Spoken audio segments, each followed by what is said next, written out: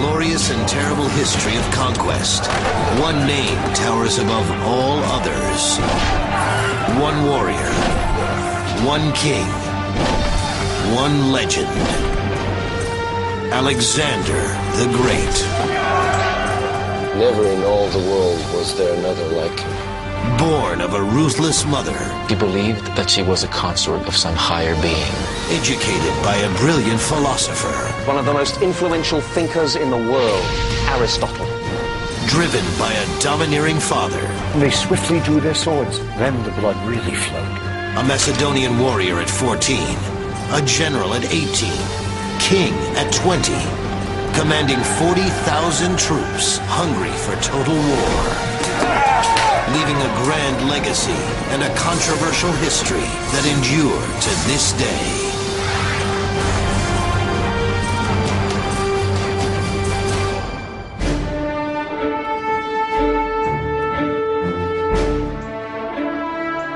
More than 2,000 years ago, this was the home of a man who many consider to be the greatest warrior in history.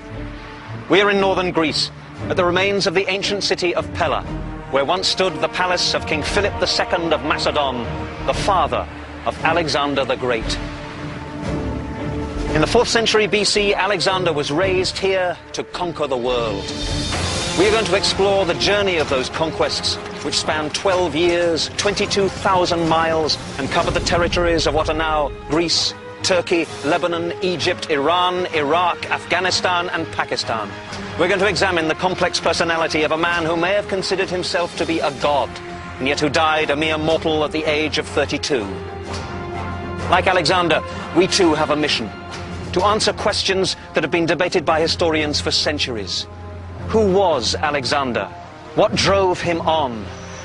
And how could he, at such a young age, have conquered such a vast empire?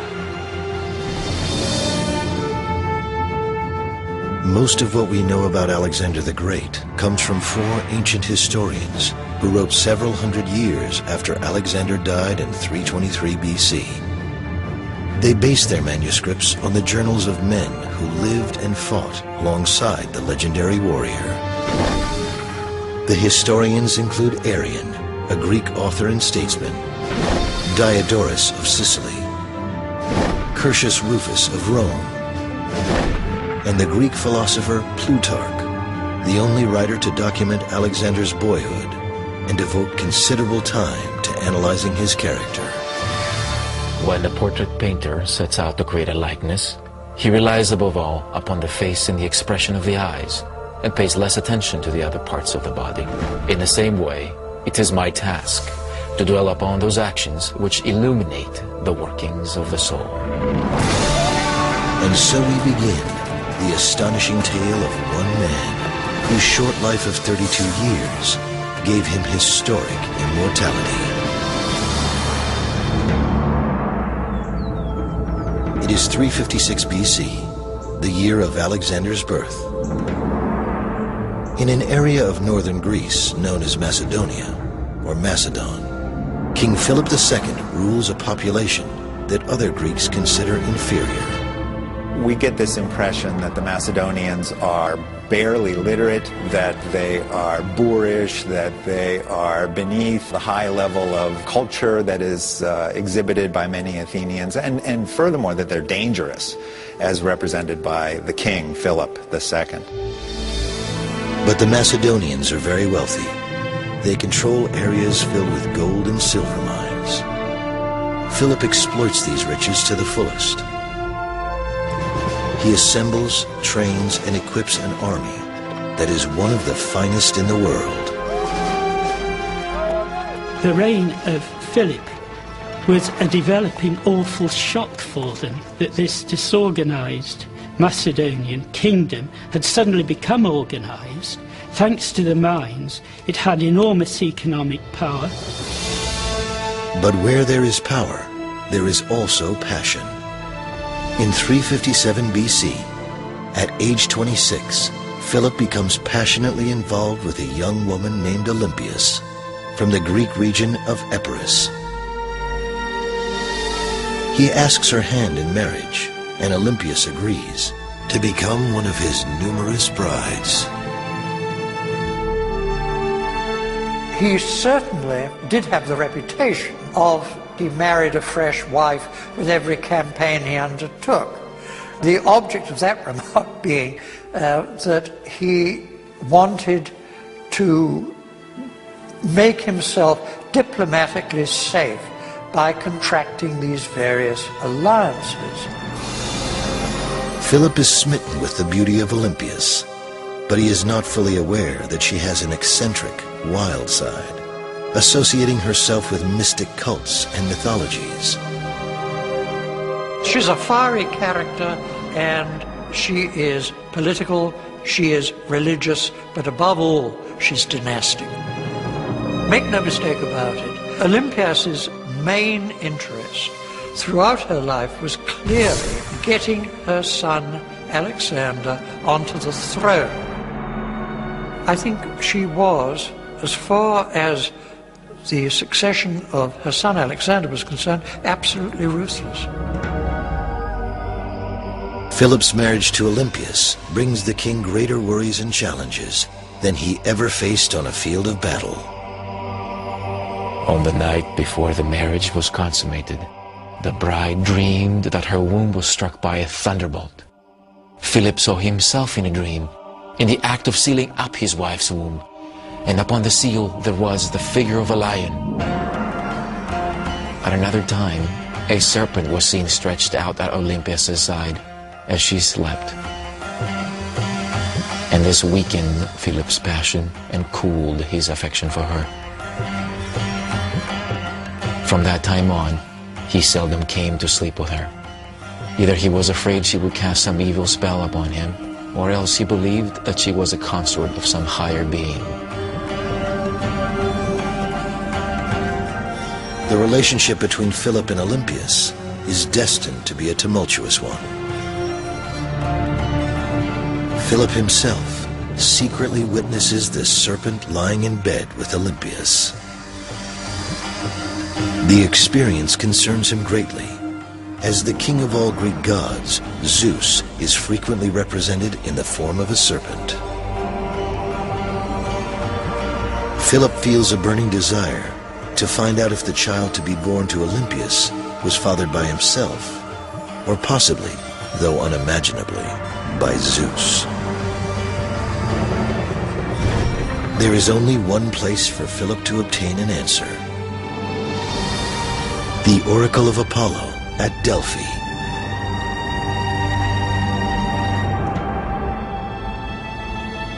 This is how Delphi appeared in the 4th century BC, a bustling center of worship, commerce, and athletic competition. This is Delphi today. The columns of the Temple of Apollo still stand majestically on a magnificent hillside overlooking the Gulf of Corinth.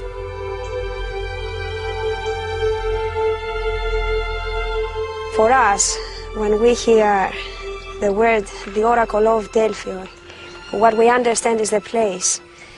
The person is the prophet. What she told us was a prophecy. So that's the holy place that is dedicated to Apollo. And Apollo was the sun god, the god of music and poetry. On the other hand, in Delphi, Apollo could tell people the future, so he had that special charisma. Therefore, we call it an oracle. So that's the Oracle of Delphi. Inside the oracle, you can see the treasuries, the statues, the dedications, the temple. That's the most important building. Underneath was the cellar, the holy room. Aviton, there was the priestess. From there she would tell people the future.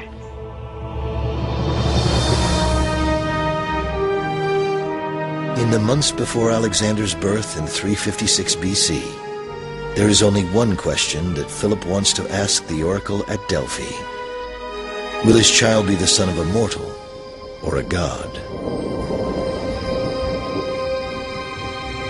Philip sends an emissary here to Delphi to consult with the Oracle of Apollo about the meaning of what he has witnessed. The oracle, while not directly acknowledging that Alexander would be the son of a god, tells Philip to make sacrifices to Zeus and to revere him above all other deities. The oracle adds that Philip will lose the sight of the eye with which he peered through into the bedroom and saw Olympias with the serpent. prophecy which is fulfilled 2 years later when Philip is seriously wounded in battle. Stories such as this, reported by ancient historians, are viewed with skepticism today. Everybody says, oh, well, you know, you look through the keyhole and there is your wife frolicking around with a great anaconda. You know, it tends, perhaps, to sort of put you off your mark a little. Regardless of his status as a deity, the child born to Olympias during the summer of 356 BC is destined to bring triumph and tragedy to his homeland, his family, and himself as Alexander the Great.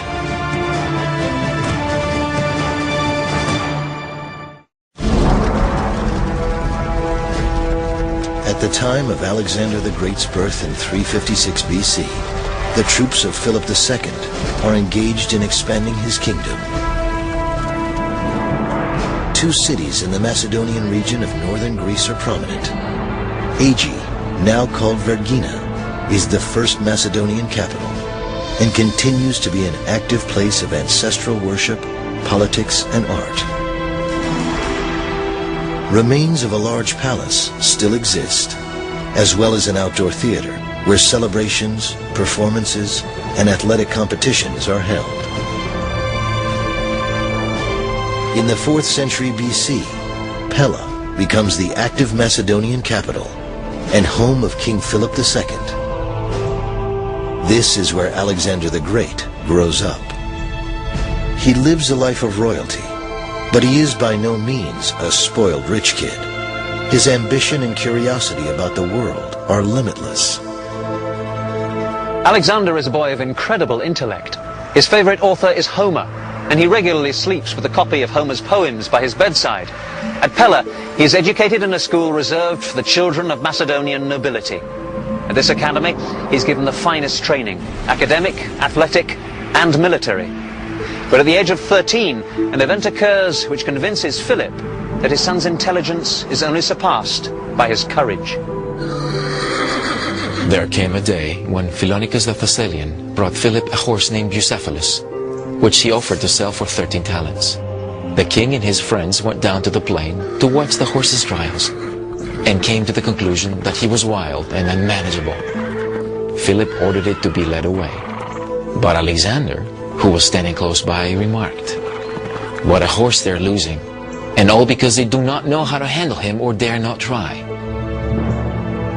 Alexander went quickly up to Bucephalus, took hold of his bridle, and turned him towards the sun, for he had noticed that the horse was shying at the sight of his own shadow.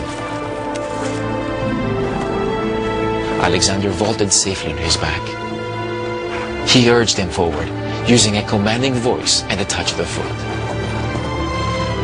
At first, Philip and his friends held their breath and looked on in an agony of surprise until they saw Alexander ride back triumphant.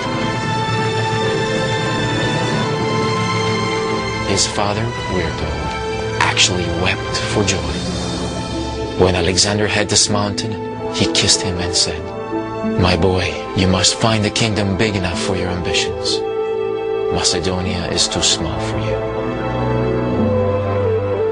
Whether fact or fiction, legend has it that Bucephalus becomes Alexander's favorite horse, one he ultimately rides into battle for years to come.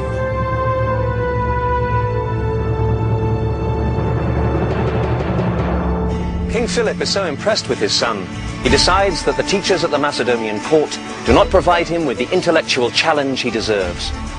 Philip brings in a new tutor, a man who has gone down in history as one of the most influential thinkers in the world, Aristotle. Philip also provides his son with a magical environment in which to learn. This is the precinct of the nymphs at Niesa, part of the legendary gardens of Midas. These streams, grottos, and shaded walks were believed to be sacred to the nymphs, mythological goddesses who were the spirits of nature. According to Plutarch, Alexander used to say that his father Philip had given him the gift of life, but Aristotle had taught him how to live well. Each day as a young teenager, Alexander would walk this path towards the cave where Aristotle teaches.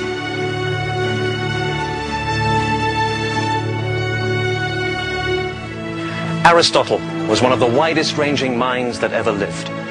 A philosopher whose teachings covered ethics, politics, music, medicine, embryology, astronomy, botany, magnets, optics, history, zoology, rhetoric, poetry, and most important, curiosity. He teaches Alexander to make no assumptions. Every situation is different. Organize, analyze the facts before drawing conclusions. Add this to Alexander's natural spontaneity and you have a recipe for genius. It is at this time, when Alexander moves from adolescence into manhood, that he meets Hephaestion, the son of a Macedonian nobleman. Hephaestion ultimately becomes Alexander's closest friend, and many believe an intimate companion.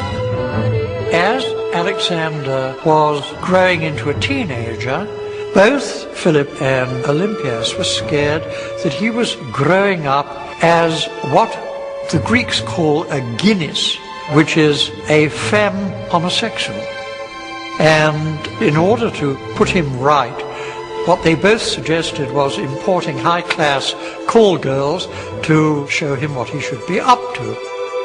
And it does raise the question of what do you do if you are a slightly feminine youth with an ultra-masculine, heavily bearded, militarily successful, hard-drinking, dominant alpha male father. And it does make one wonder whether the lifelong devotion and friendship that he had with Hephaestion was with the one person with whom he could relax and be himself. What really motivated Alexander, which is, I think, what everyone coming to grips with him has to realize, is he enjoyed the problems involved in putting together a massive army and using that massive army to gain strategic objectives. That's what turned him on. In a sort of brutal way, you could say killing other armies is what really turned him on. And for him, that was much more of a rush than the kind of rush he got from sex. It is believed that the philosophy of Aristotle, the warrior instinct of Philip, and the passion for mythology of Olympias combined to create the extraordinary human being, Alexander. He would soon have his first chance to prove himself on a battlefield, but he would also make an enemy of his own father.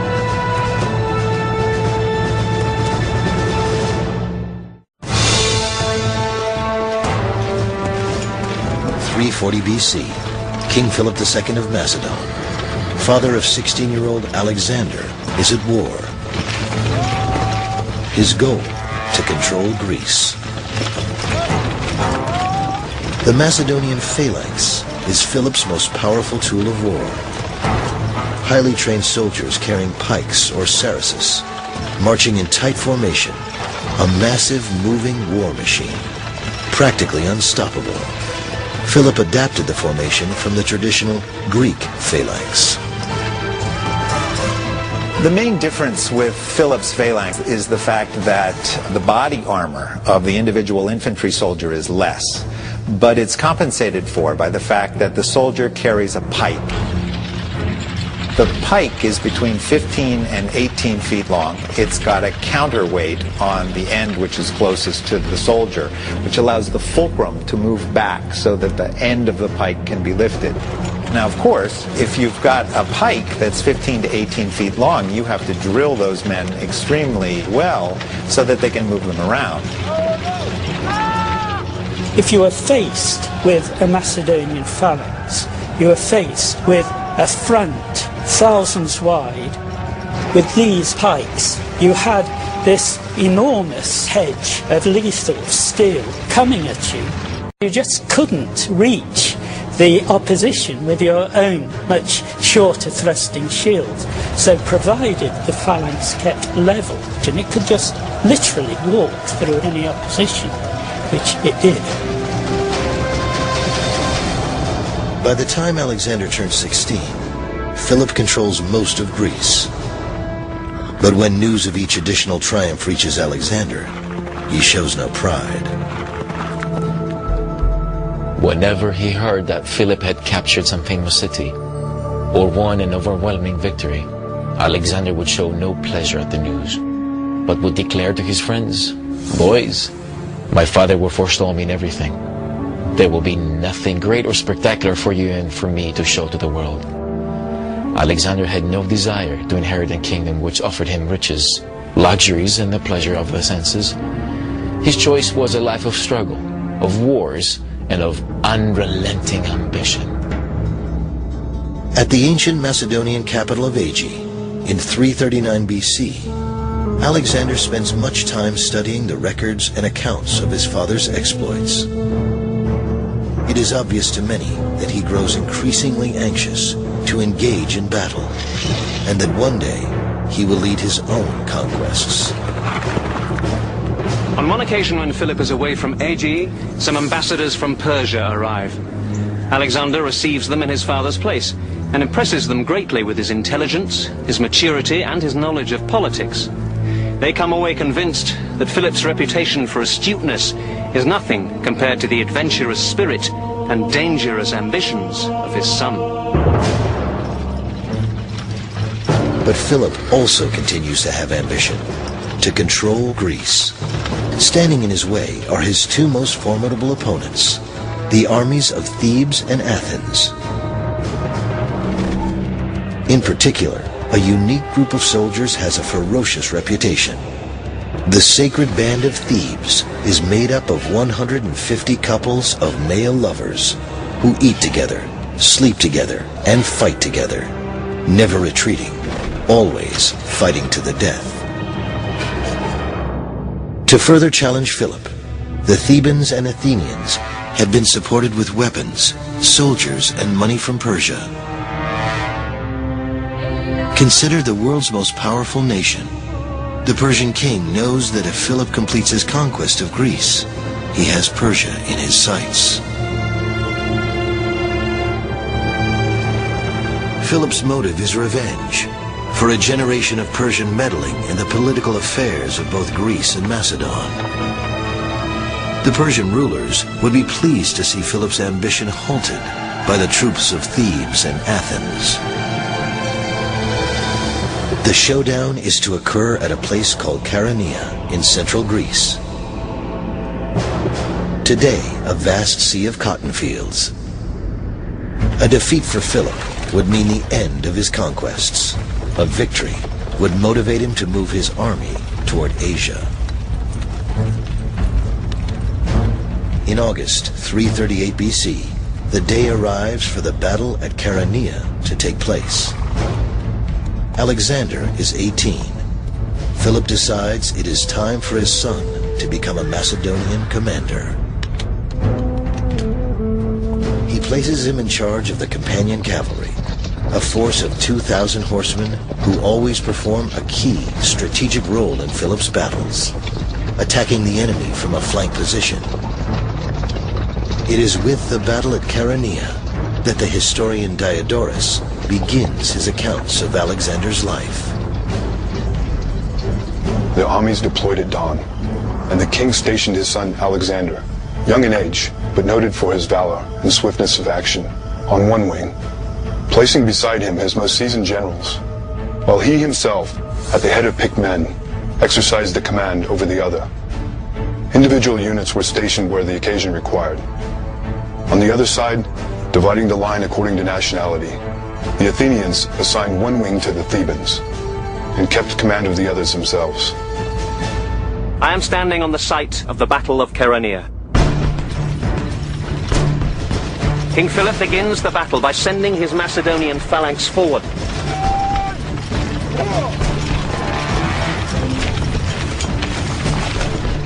They smash into the Athenian left wing. suddenly the signal to retreat is given. Now, for a massed phalanx of infantry to move backwards, keeping formation, is an almost impossible achievement, only made possible because these are the finest infantry troops in the world.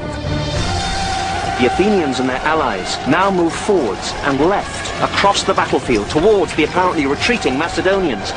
But the Thebans, the more disciplined troops, stay where they are, which turns out to be a mistake, because between the Thebans and the allies, a gap opens up. And that gap is seen by Alexander. He's waiting with the cavalry.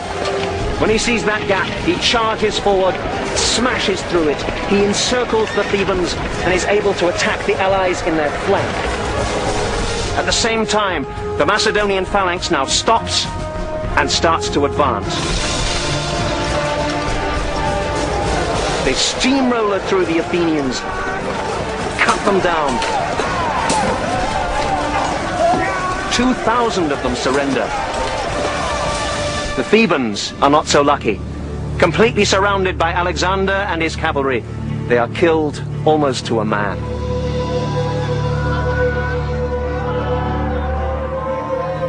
Following the bloody battle in August 338 BC, the fields of Chaeronea are filled with carnage.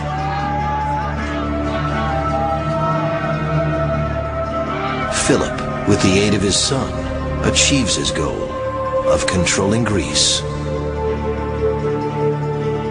The sacred band of Thebes is buried here, underneath the statue of a lion. The Athenian dead were cremated.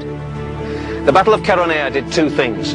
On a personal level, it proved Alexander to be an efficient and courageous commander of what was probably the finest cavalry force the world has ever seen. Politically, it established Philip's control over Athens and most of the Greek city-states. He could afford to be generous. He offered peace and the release of all prisoners. His terms were accepted. Alexander himself was sent with an honor guard to Athens, bearing the ashes of the Athenian dead.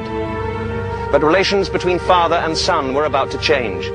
Never again would Philip trust Alexander with so important a task. The Battle of Chaeronea could have been the beginning of a father-son Macedonian dynasty. But the future holds in store a far different fate. One that inspires not mutual respect between Philip and Alexander, but hatred and distrust.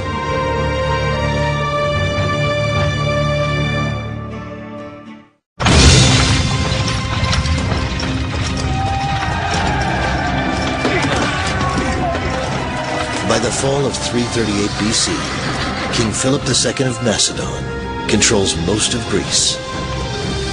A decisive victory at Chaeronea, in which Alexander plays a significant role defeating the Athenians, gives Macedonian troops respect for a new father-son leadership team. By the time Alexander reaches the age of 18, he has proven himself a worthy successor to his father's throne. He naturally assumes that this palace at Aegae will one day be his to rule and to call home. But a series of events alters those expectations, events prompted not by war, but by love. Within months of his victory at Chaeronea, Philip decides to take another bride. 20-year-old Cleopatra, from an elite Macedonian family, agrees to become his newest bride. I think it came down to the fact that here he is, a middle-aged man, and he finds himself an appropriate young woman who will make a marriage alliance with a strong Macedonian family, and he went for it. Here we've got a guy who's almost 50 taking up with a woman who is, 30 years his younger. So I'll let you draw the conclusions on that. Regardless of his reasoning, Philip's decision to wed Cleopatra creates a major rift with Alexander and his mother Olympias. Should the Macedonian Cleopatra give birth to a male child, the boy would take Alexander's place as legitimate heir to Philip's throne. For Alexander's mother is from Epirus, not part of Macedonia. Alexander, who had been brought up on the Iliad and the flattery of his tutors that he was a second Achilles, fancied himself in the role. on the other hand, there was Daddy, who clearly had prior claim to the job, and now Daddy had remarried and was busy siring children on Cleopatra as fast as he could go. Growing tension between family members comes to a head on the couple's wedding night in the fall of 338 BC. The Macedonians were renowned for their drinking parties, many of which took place right here in the palace. Following the wedding of Philip and Cleopatra, the traditional Macedonian banquet takes place, at which all the men become seriously drunk. Attalus, the bride's uncle, raises a toast, praying that the gods may bless the union with the legitimate heir to the throne. Enraged, Alexander shouts out, "What do you take me for, a bastard?" He hurls a goblet of wine at Attalus. Philip stands, draws his sword, advances across the room towards his son, but he's so drunk that he trips and falls. Alexander jeers at his father, saying, "Here is the man who is planning to cross from Europe into Asia, and he cannot even cross from one table to another."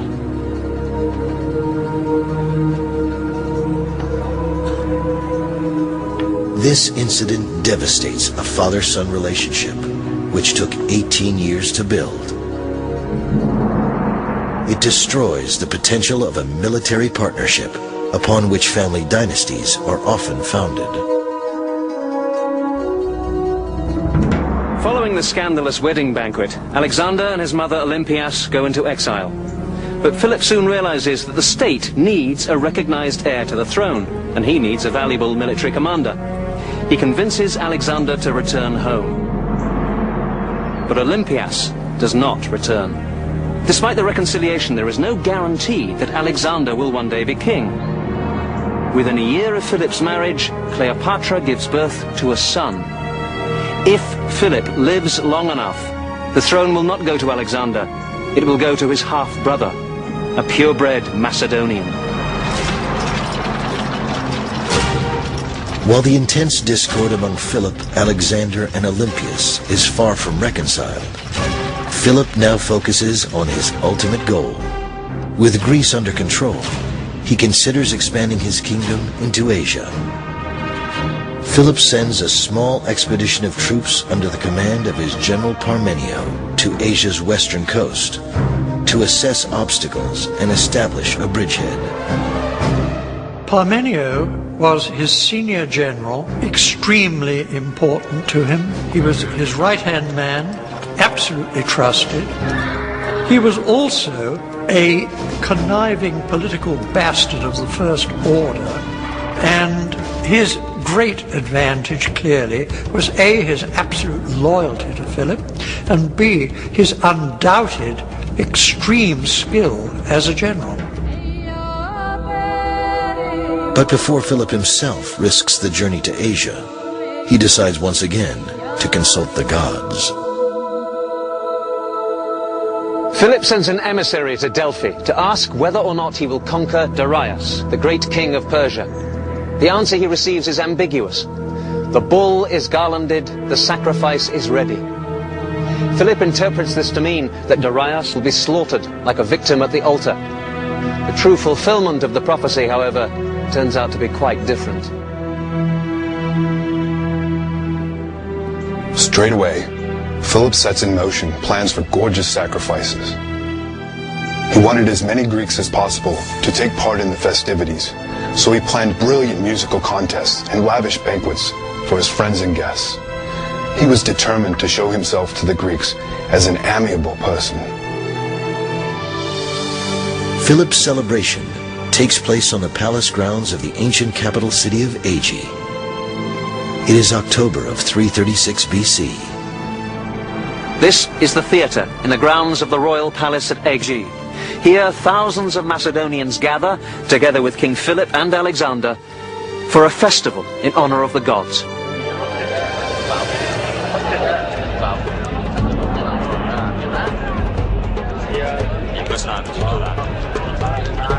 It's a happy occasion for all, except one man, Pausanias, a royal bodyguard. According to the ancient historian Diodorus, Pausanias is beloved by Philip because of his beauty. But when the king becomes enamored of another young man, Pausanias reacts poorly. He accuses the young man of being a promiscuous hermaphrodite. For this, Pausanias is punished. He is plied with wine until drunk. Unconscious, he is thrown to the king's mule drivers to abuse in drunken licentiousness. Later he complains to Philip about this abuse, but the king takes no action against those responsible. In anger, Pausanias runs up to Philip, stabs him, and runs off. But he is killed before making his escape. Alexander rushes to his father, but it's too late. Philip dies in 336 BC.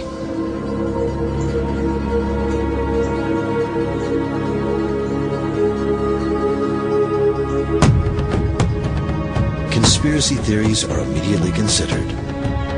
Could Philip's wife, Olympias, have been involved to assure her son Alexander inheriting the throne? Could Alexander himself have played a role in planning the assassination? While such issues are investigated, an even more important question of urgency must be decided. Will Greece accept Alexander as its king?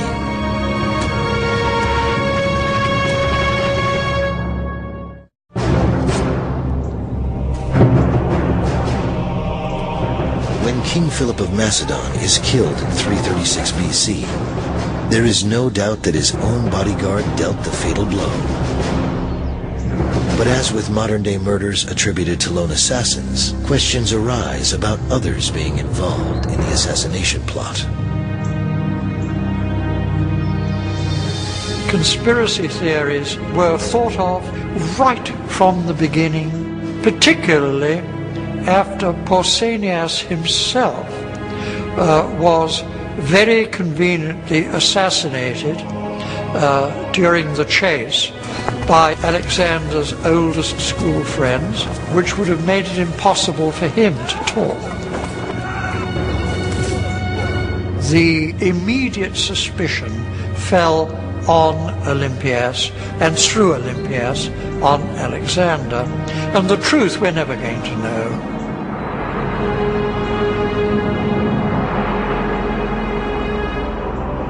After a ceremonial cremation, Philip's bones and most precious personal possessions are placed inside an elaborate burial chamber, which is then covered with tons of soil. By ancient custom, the higher the mound, the more important the person.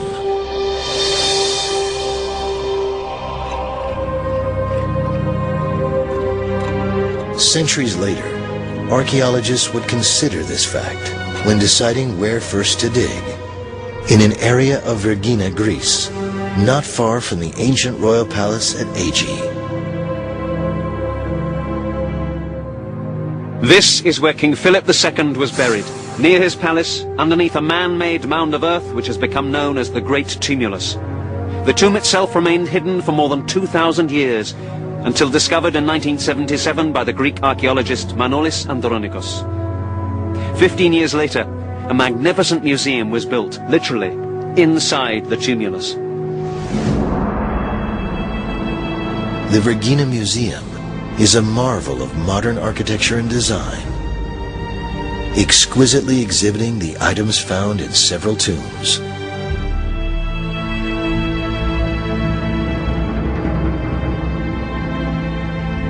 This is the burial chamber of Philip II. When I first heard of this discovery, I could hardly believe it, and nor could many archaeologists. No Macedonian tomb on this scale had ever been discovered, but here it is. The facade is designed like a temple, a marble entrance flanked by two half columns or pilasters. Above the entrance is a frieze with the painting of a royal hunt. Philip is depicted hunting lion, boar, and other wild animals in a Macedonian forest. Here, a young man on horseback prepares to throw his weapon. This is Alexander himself. To discover the tomb of Alexander the Great's father was remarkable enough. But what the archaeologists were not prepared for, what no one could even have imagined, was the amazing treasure that they found inside. Incredibly, the actual bones of Philip II were found inside this solid gold case. Also inside the burial chamber, his gold-leafed crown and war armor, including breastplates, helmets, and shields. Following his father's burial, Alexander immediately faces the greatest challenge of his young life, proving to the citizens of Macedonia that he deserves to be king.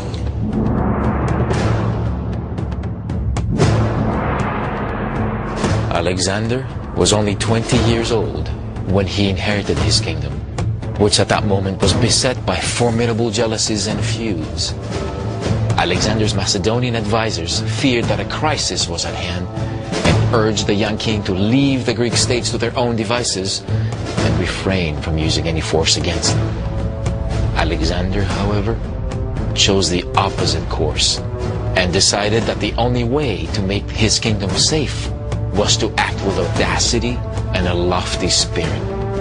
He was certain that if he were to yield even a fraction of his authority, all his enemies would attack him at once. Within 6 months, Alexander leads the Macedonian army to regain control of Greece, earning the respect of his troops with decisive, courageous direction.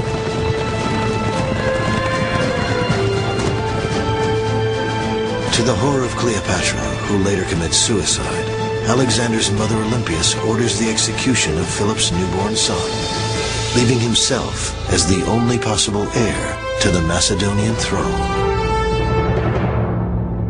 King Alexander then turns his attention toward what would become his life's goal, the conquest of Persia. But first, in the tradition of his father, Alexander decides to seek counsel from the oracle at Delphi to determine if he is indeed destined by the gods to defeat Darius and rule all of Asia. Unlike Philip, however, who always sent an emissary, Alexander goes himself in November of 335 BC. When Alexander arrives here at Delphi, he is told that he has come at the wrong time of year. The oracle cannot be consulted during the winter months. He must return in the spring. Alexander, not being one to take no for an answer, goes to the priestess and tries to drag her by force here to the temple. At last, overcome by his persistence, she cries out, "You are invincible, my son." When he hears this, Alexander declares that he needs no other prophecy. He has obtained the answer he was seeking. As with many stories describing Alexander, it is difficult to separate myth from reality in the accounts of his visit to Delphi. But Alexander's passionate desire to please the gods and seek their guidance is a recurring theme in his life. As he is about to embark on what will be a 12-year journey, Alexander may or may not have a notion that he himself has some form of deified lineage.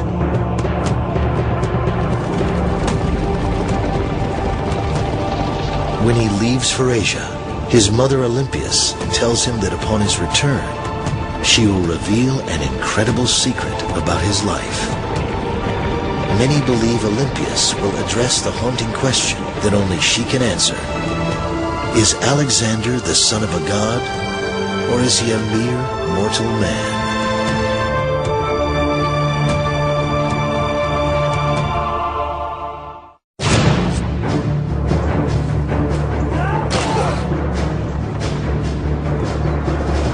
The year is 334 BC.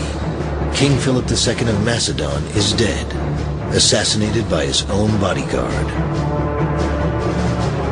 Conspiracy theories suggest that his wife Olympias and son Alexander may have been involved, but no one can say for certain. Alexander, at age 20, becomes king and wastes no time asserting his authority.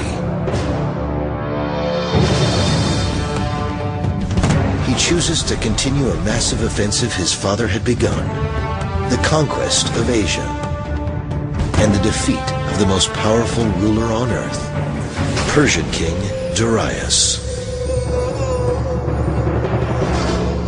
He really had no choice but either to withdraw that force or reinforce it and have a full-scale war of annexation, which was, of course, the alternative that he chose.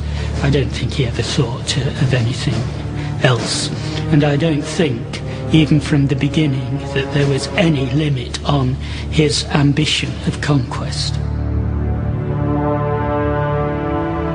Alexander's invasion starts with a daunting logistical maneuver, transporting his army of 40,000 across the body of water separating Europe and Asia, the Hellespont. Today, the Hellespont is known as the Dardanelles. Ferry boats travel back and forth across the strait. Here, Alexander's troops cross into Asia, transported on an assortment of man-powered rowing vessels. Moving such a massive force is fraught with peril due to the possibility of foul weather and the fact that the navy of Persian King Darius is 3 times as large. This is the Asian shore of the Hellespont. The current here is strong and the winds can be brutal. Alexander's ships could be very vulnerable to naval attack as they ferry the army across. But Alexander has 2 strokes of luck. The weather is fine and the huge Persian fleet is far away, quelling a revolt in Egypt. Alexander doesn't hesitate. He's been dreaming of this moment, leading his troops into Asia to begin the conquest of the Persian Empire. He sets sail, halfway across, sacrificing a bull to the sea god Poseidon. He's first to set foot on the Asian shore, hurling a spear into the sand, claiming to receive Asia from the gods. He is not aware that nearby the forces of Darius are gathering, determined that this should be Alexander's first and last trial of strength.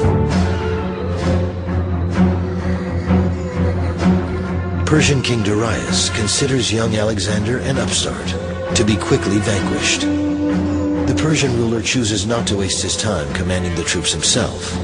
Instead, he sends his most trusted general Memnon, a Greek mercenary, who chooses a battleground where the terrain will work in his favor, the Granicus River. This is the Granicus today. In Alexander's time, it is 3 times as wide and deep.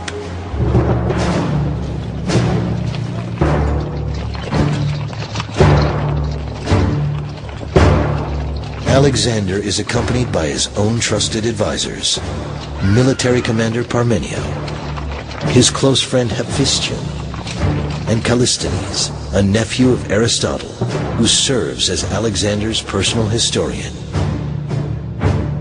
On the high opposite bank of the Granicus River, the Persian army waits, with 20,000 cavalry and 20,000 infantry, many of them Greek mercenaries. Greek author and General Arrian wrote about Alexander's first test of will.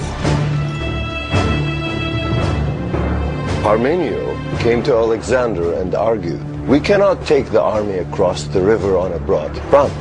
A failure in our first action will at once have serious consequences and will put at risk the result of the whole war." Alexander replied, "I know that, Parmenio, but I would be ashamed if I could cross the Hellespont easily and then found that this little stream could prevent us from crossing. It does not fit in with the way I react when I meet danger." Alexander proceeds to organize his army for a bold attack, one that many military leaders might consider foolhardy. Alexander plays a key role in the offensive, brazenly wearing a white-plumed helmet, marking him as the prime target of every enemy soldier. Alexander's battle strategy at the river Granicus utilizes tactics he learned from his father. thousands of highly trained soldiers on foot and horseback would boldly cross the river and meet the Persians head-on.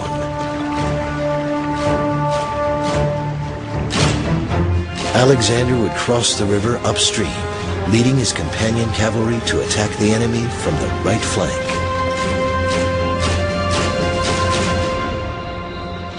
There was a profound hush as both armies stood for a while motionless on the brink of the river, as if in awe of what was to come.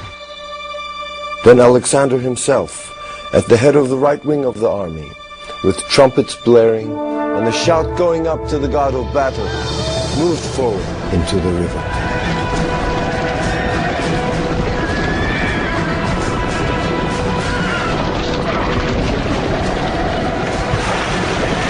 It seemed the act of a desperate madman rather than a prudent commander to charge into a swiftly flowing river which swept men off their feet and surged about them, and then to advance through a hail of missiles toward the steep bank, which was strongly defended by infantry and cavalry.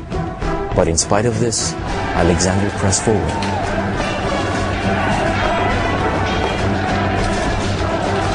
He was foolhardy, but there was a method in his madness. One of the things about leading from the front rather than the rear is that it really makes people follow you. You're not asking them to do anything that you're not doing yourself. There are many historical accounts about what happened here at the Granicus. Suspiciously, none of them agree except that it was an extremely hard-fought battle. It may be that Alexander's first assault against the Persian bank was beaten back, and he was forced to change his tactics. In propaganda terms, this initial defeat would be disastrous, so perhaps it was hushed up. From a military point of view, it would seem suicidal to send men against determined opposition across this river and up that bank. But it seems that that is exactly what Alexander did, and it may be that the hard-fighting Macedonians, with the advantage of their long pikes, did manage to get a foothold up there. When Alexander reaches the opposite riverbank, he leads a cavalry charge. Alexander is struck on the helmet. He loses his spear and is handed another. He is in the act of killing one Persian noble when another one raises his sword to strike down at Alexander. Just in time, his arm is severed by a Macedonian sword stroke. The Persians, by pulling their forces away from the riverbank, have weakened their center, and now the Macedonians can cross the river in strength.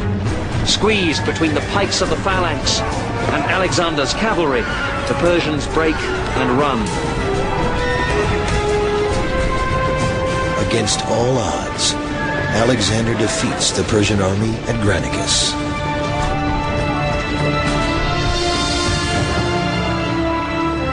This was perhaps the greatest stroke that Alexander could have hoped for, because when the enemy withdrew from the field, he had achieved everything that he wanted to achieve, which was to say, basically, you've totally underestimated me, and I'm going to whip your butt. Alexander's victory at Granicus allows his army to continue its invasion of Persia. General Memnon survives the battle and reports to Persian King Darius, who determines that the next time the two forces meet, he personally will command the Persian troops.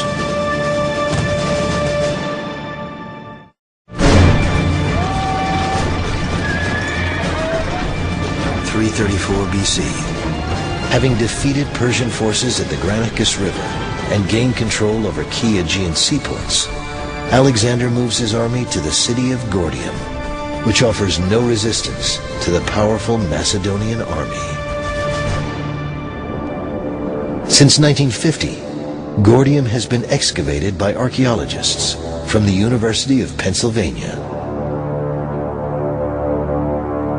Walls of the city, remnants of houses, even the entrance through which Alexander once passed, have all been preserved.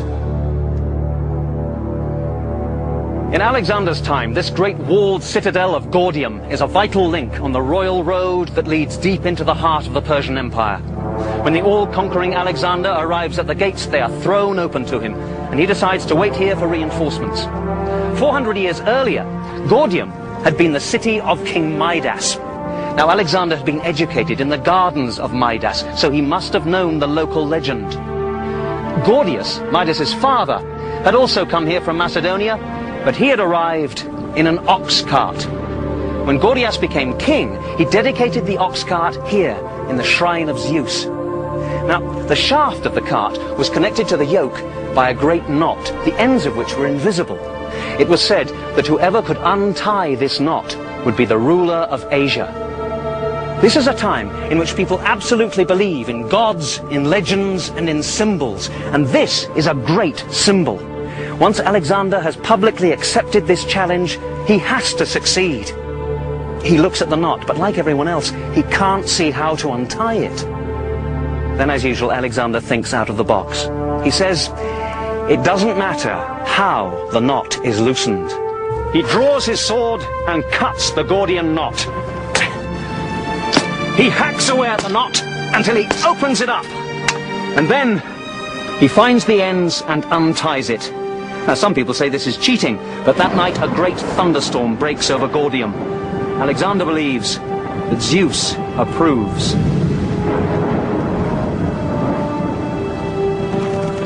Some modern-day historians believe Alexander's experience at Gordium reflects his mastery of the art of public relations as much as his religious fervor. Alexander was a master at the photo op. When there was a time when he could use it for propaganda purposes or for PR purposes, he did it. And he used it primarily to impress his army, but also to impress the people over whom he was to rule. For Alexander's troops, there has never been a time of higher troop morale. But the most difficult tests are yet to come. Upon leaving Gordium, Alexander heads south when he learns that Persian King Darius is personally leading a massive army towards Issus to halt Alexander's conquest. Darius's troops have been estimated to number 600,000, but most historians agree that 60 to 100,000 is far more likely. Nevertheless, Alexander's troops, 30 to 40,000 strong, are severely outnumbered. Despite the advantage the size of his army provides him, Darius seeks counsel from one of his most trusted generals. Roman historian Curtius Rufus described the encounter. Persian King Darius turned to Charidemus, who was an experienced soldier, and proceeded to ask whether he was well enough equipped to crush his enemy. Charidemus answered, "Your magnificent army can strike terror into your neighbors. It gleams with purple and gold. The Macedonian lion is certainly coarse and inelegant, but protects behind its shield tough, densely packed soldiers. When they are tired, the earth is their bed, and their sleeping time is of shorter duration than the darkness. What you need is strength like theirs. Send off your gold and silver and hire soldiers." Darius, unable to take the truth, had Charidemus dragged off to execution.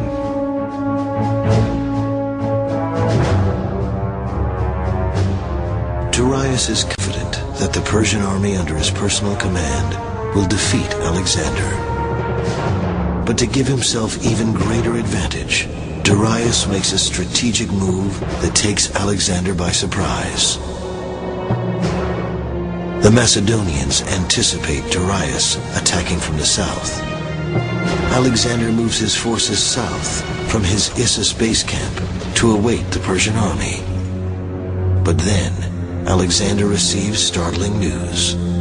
Undetected, Darius moves his army north through a mountain pass and captures Issus, severing Alexander's supply lines. Darius is now preparing to attack from the north. Alexander has no choice but to reverse his direction. It is November 333 BC, when Alexander finds his enemy waiting on the opposite bank of the river Pinarus, where it meets the Mediterranean Sea. This is the location today, the shoreline to the west and the hills to the east.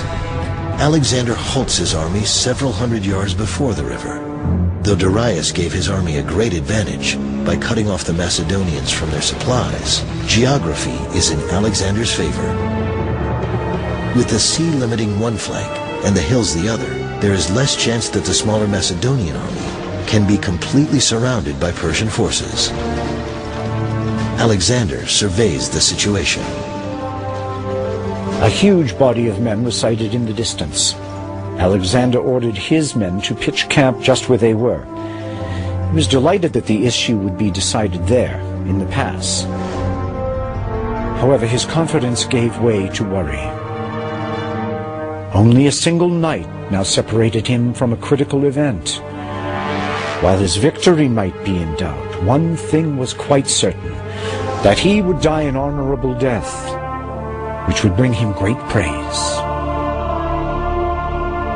When we consider Alexander in all his battles, one of the things obviously we have to take into account is how did he feel about it? Was he afraid? And to be honest, in just about every case, I see no evidence of any fear whatsoever. Did he have any fears? He may have had fears. Does he act like he had any fears? No. He is one of the few people that I can say in history that I have examined who acts with supreme confidence. The lines are drawn for what will be known as the Battle at Issus. Like the Granicus River, the Pinarus now becomes the Persian army's primary defense.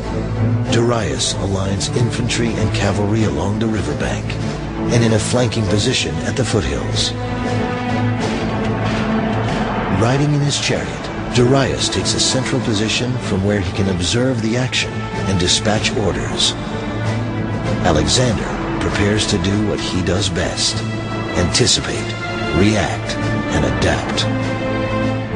Darius believes that his huge force of cavalry will win the battle, so sensibly he places them here, on the flat ground by the Mediterranean seashore. This is Alexander's left wing, where his Macedonian infantry are led by his trusted general Parmenio.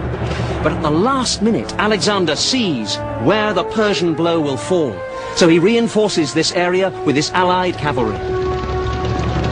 As Alexander's army advances, hordes of Persian cavalry strike hard. The Macedonian left wing holds, but just barely. An even more serious situation is developing further inland, at the center of the battle. The troops sent forward into the midst of the Persians were now totally surrounded. Obliged to fight hand to hand, they swiftly drew their swords. Then the blood really flowed. The two lines were so closely interlocked that they were striking each other's weapons with their own and driving their blades into their opponents' faces. Only by bringing down his opponent could each man advance. As exhausted as they were continually being met by a fresh adversary. And the wounded could not retire from the battle as on other occasions because the enemy were bearing down on them in front while their own men were pushing them from behind. Even Alexander's powerful phalanx is in peril at Issus. Now the phalanx has one great weakness. This rough ground.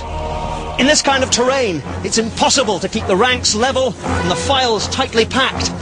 And as the Macedonians stumble across the riverbed, gaps open up in their phalanx.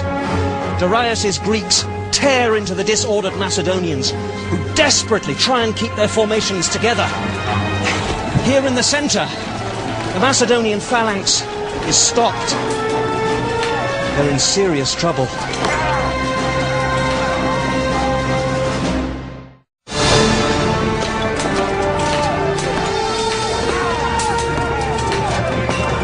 The Battle of Issus in November of 333 BC is critical to Alexander's conquest of Asia, but his army is outnumbered by the forces of Persian King Darius.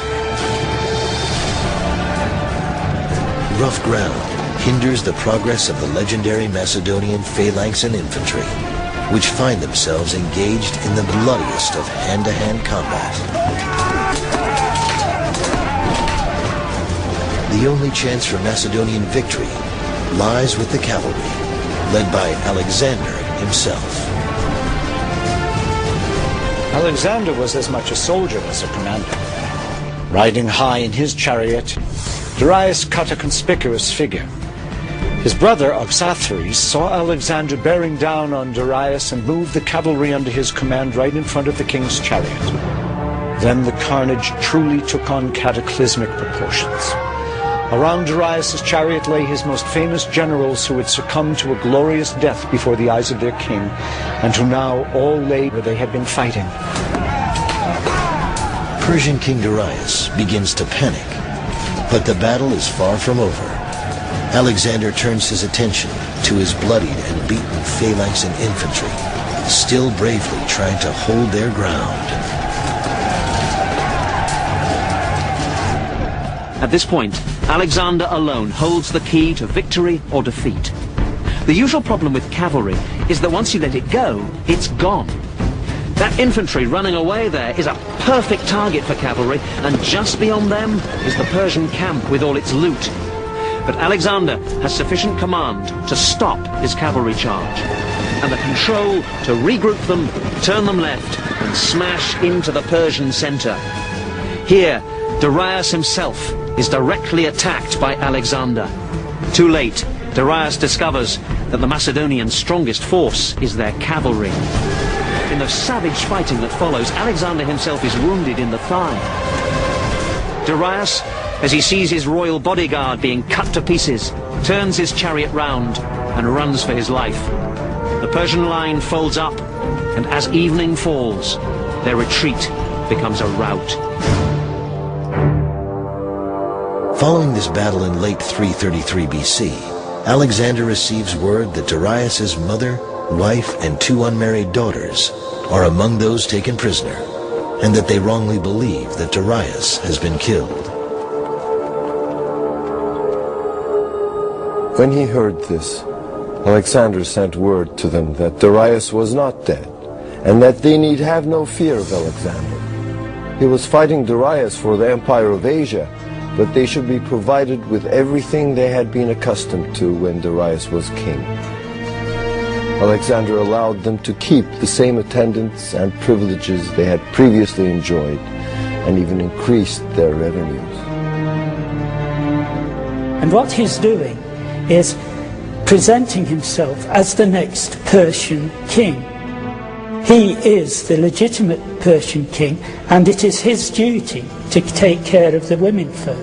And by doing that, he's sending out a huge message to the rest of the world that I have the Persian women, I am the Persian king, the Persian nobles are coming over to me. For Alexander the Great, the victory at Issus in 333 BC is a dramatic turning point. He has defeated the most powerful army in the world, led by the most powerful ruler. Alexander continues his conquest of the Asiatic seaports. Cyprus and Phoenicia come easily under his control. During this time, Alexander receives a letter from Persian king, offered him all the territory west of the Euphrates and the hand of one of his daughters in marriage, and on these terms proposed that they should become friends and allies. Alexander told his companions of this offering, whereupon Parmenio said, I would accept these terms if I were Alexander. So would I, by Zeus, retorted Alexander, if I were Parmenio. Alexander wrote his reply to Darius. First I defeated your generals. Now I have defeated yourself and the army you led. In the future, let any communication you wish to make with me be addressed to the king of all Asia. Do not write to me as an equal. Everything you possess is now mine. If you wish to dispute your throne, stand and fight for it, and do not run away. Wherever you may hide yourself, be sure I shall seek you out.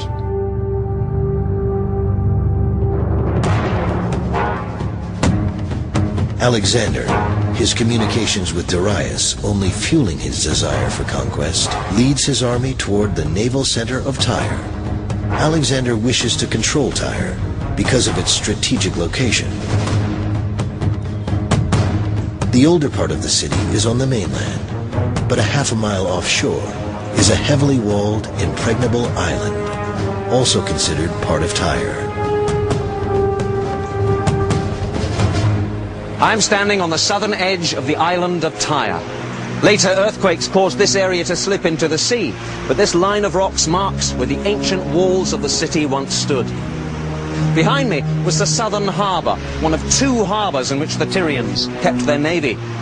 If Alexander had his own ships, he could have mounted an amphibious assault from the sea.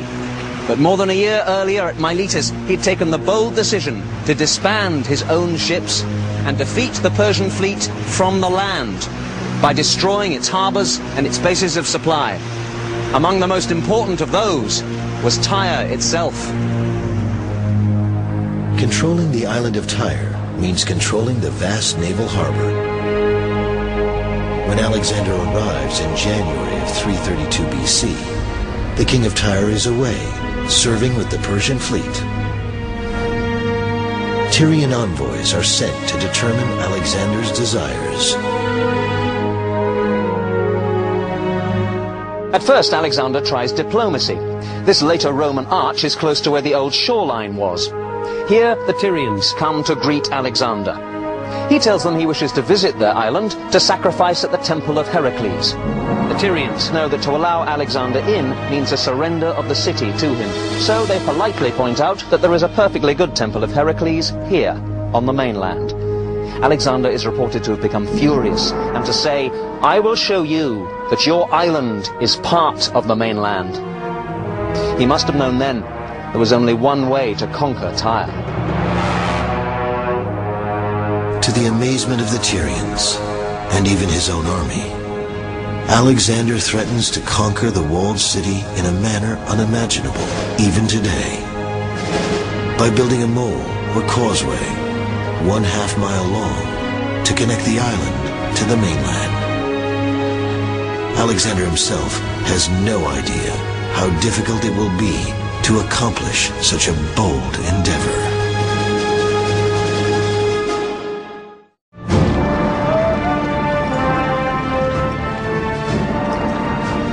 When Alexander the Great encounters unexpected resistance to his desire to conquer the walled island of Tyre, his plan of action to build a mole or causeway, allowing him to lay siege to the city, bewilders even his own men.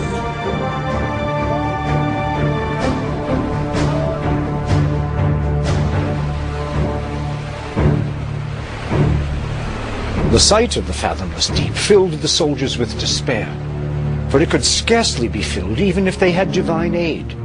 How could rocks big enough be found, or trees tall enough? To make a mound to fill such a void, they would have to denude whole regions. The strait was perpetually stormy, and the more constricted the area of its movement between the island and the mainland, the more fierce it became. The Tyrians view Alexander's plan as absurd and consider the threat an idle one. How did the people of Tyre have the confidence to resist Alexander?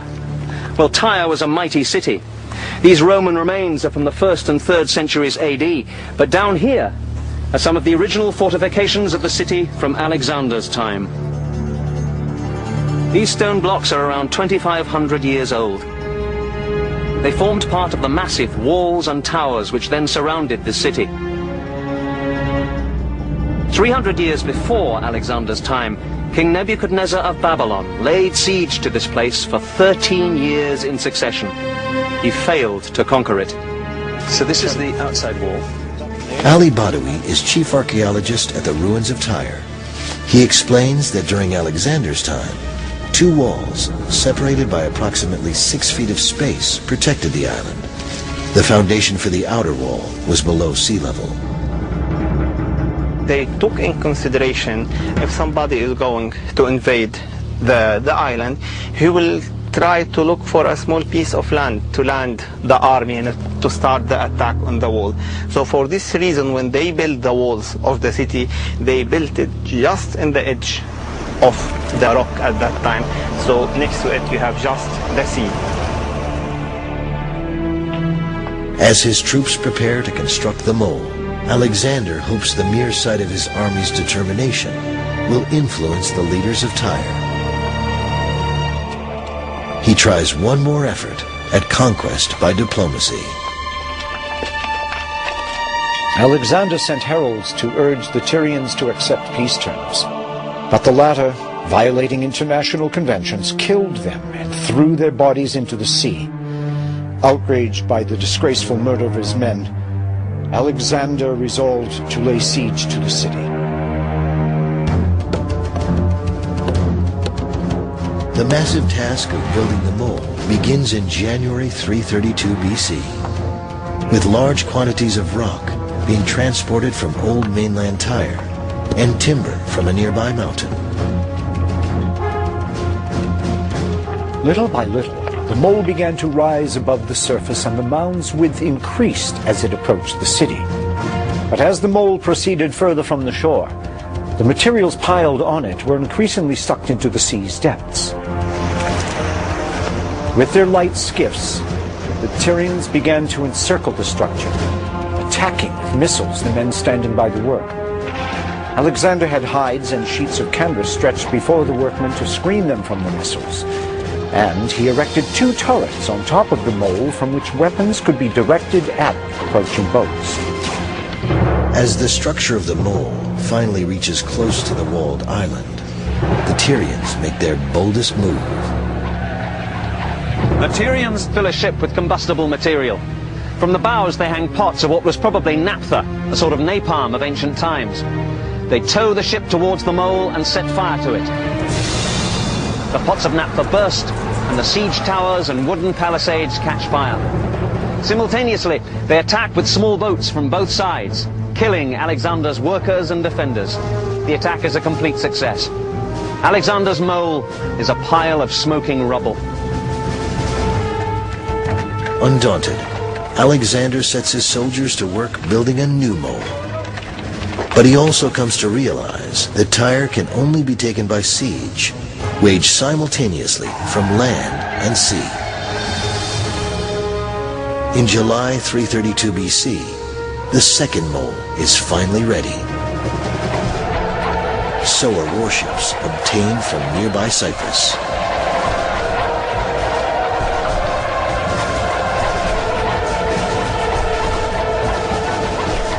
As the Macedonian infantry attacks the walls of Tyre from the mole, Alexander leads forces across gangways from the ships. A Macedonian commander named Admetus leads the assault and pays for it with his life. Alexander himself takes his place, and after bitter fighting, his men break through and gain a small part of the wall. It is all they need.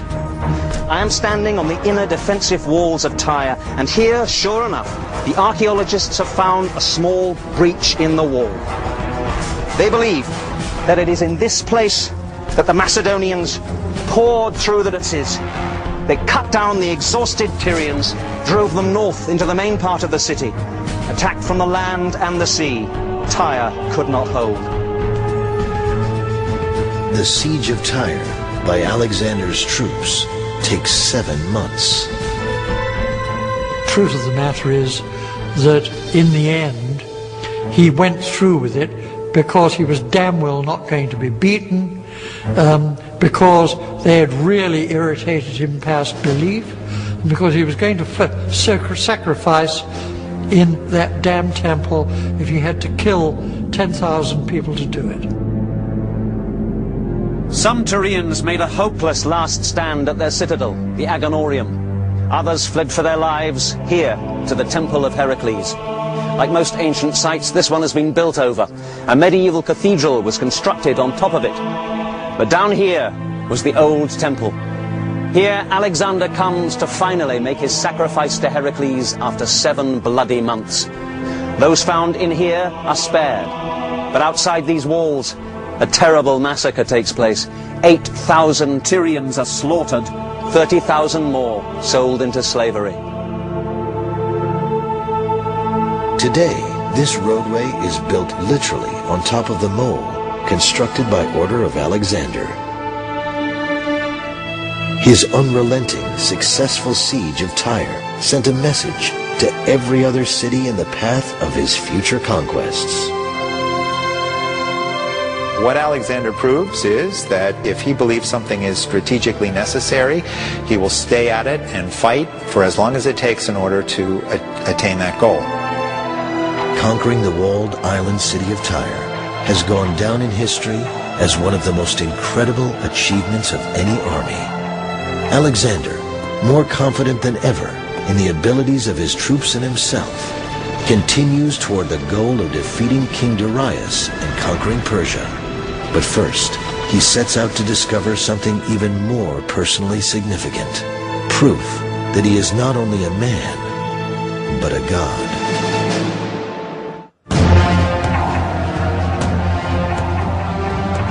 332 BC. Following a 7-month siege, Alexander has achieved what most would consider impossible: the conquest of the walled island city of Tyre, by building not one, but 2 half-mile-long causeways. With the Aegean seaport under his control, Alexander confidently leads his army into Egypt. There, he is given the title of Pharaoh, by tradition making him both a king and a son of Ra, or God. After traveling through Heliopolis and Memphis, Alexander comes upon a shoreline so magnificent, he envisions a grand seaport. Alexandria is the first of more than 30 cities founded by Alexander in his own name. But why here? Well, it's an excellent location between Lake Mareotis and the Mediterranean Sea. It has a mild, healthy climate and an excellent natural harbour, deep and well sheltered, further improved when Alexander commands the offshore island of Pharos to be connected to the mainland by a mole.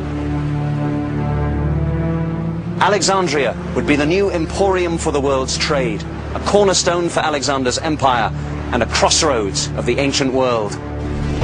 Today, the population of Alexandria is approximately 4 million. 80% of Egypt's imports and exports move through its harbors.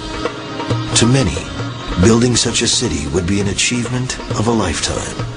But for Alexander the Great, it is merely a brief distraction from greater priorities. One of those is a visit to the temple of the god Ammon at the desert oasis of Siwa. While Alexander was in Egypt, the entire resources of the greatest empire on earth were mobilizing to fight him.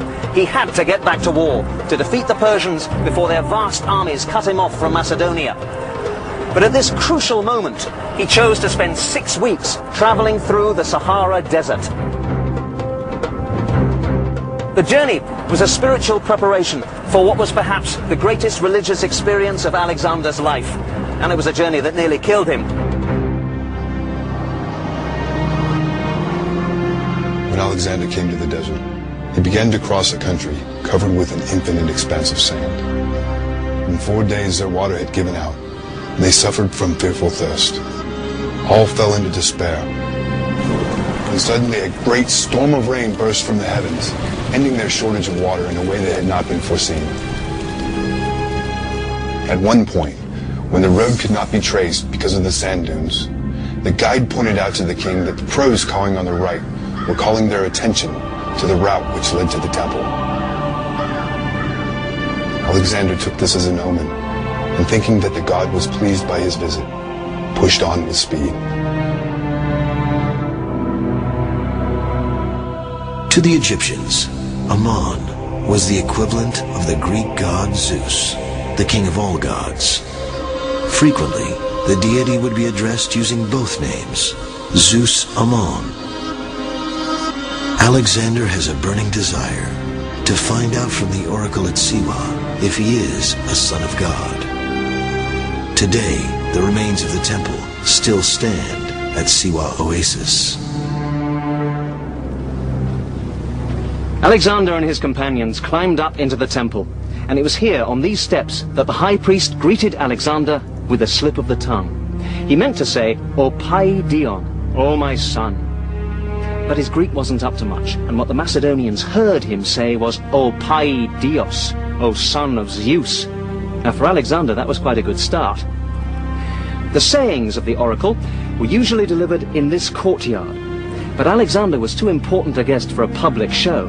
Besides, he had some very private questions, so he alone was allowed to question the god directly and enter the inner chamber.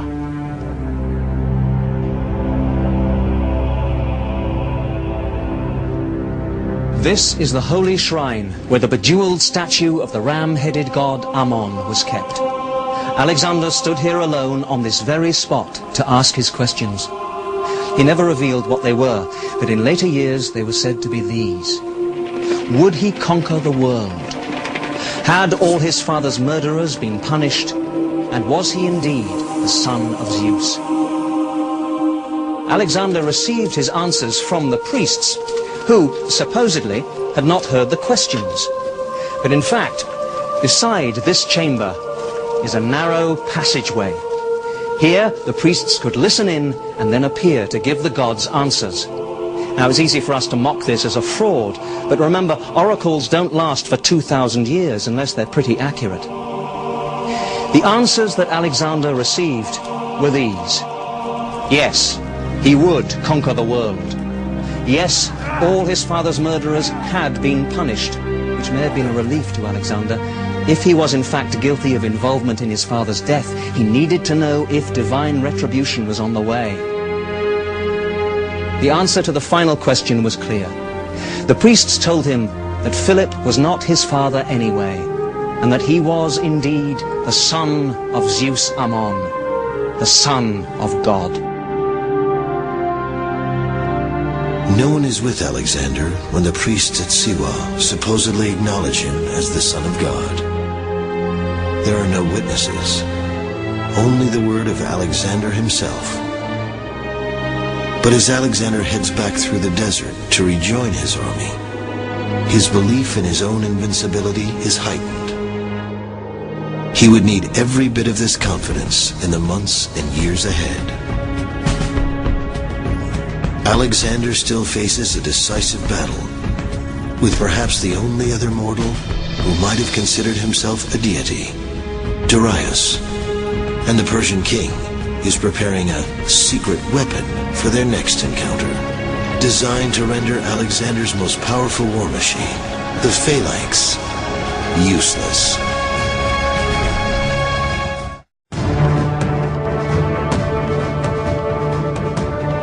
Fall 331 BC. Despite dramatic victories at the Granicus River, Issus, and Tyre, Alexander the Great realizes he can never claim to rule Asia if King Darius remains free. And Darius realizes he will never retain control of Asia without defeating Alexander. The two commanders know an ultimate showdown must take place. Darius chooses the location, camping his forces at the river Bomelos, near the village of Gaugamela. None of Alexander's battles is better documented by ancient historians than the Battle of Gaugamela.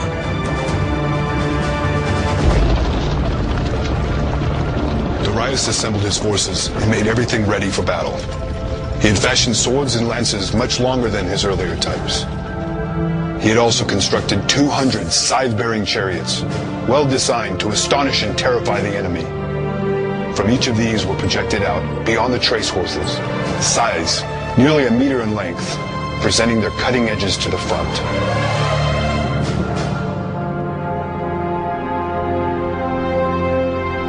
The night before the battle, several miles of rolling hills separate the two armies. Alexander's chief general Parmenio and several of his most prominent officers move forward to survey the enemy position. They were filled with amazement at the sight. and remarked to one another that it would have been a very difficult task to defeat an enemy of such strength by engaging him by day. They therefore went to Alexander to persuade him to attack by night, so as to conceal from his men the most terrifying element in the coming struggle, that is, the odds against them. It was then that Alexander gave him his celebrated answer: "I will not steal my victory." He was determined that if Darius were defeated, he should have no cause to summon up courage for another attempt. He was not to be allowed to blame darkness and night for his failure on this occasion, as at Issus he had blamed the narrow mountain passes and the sea.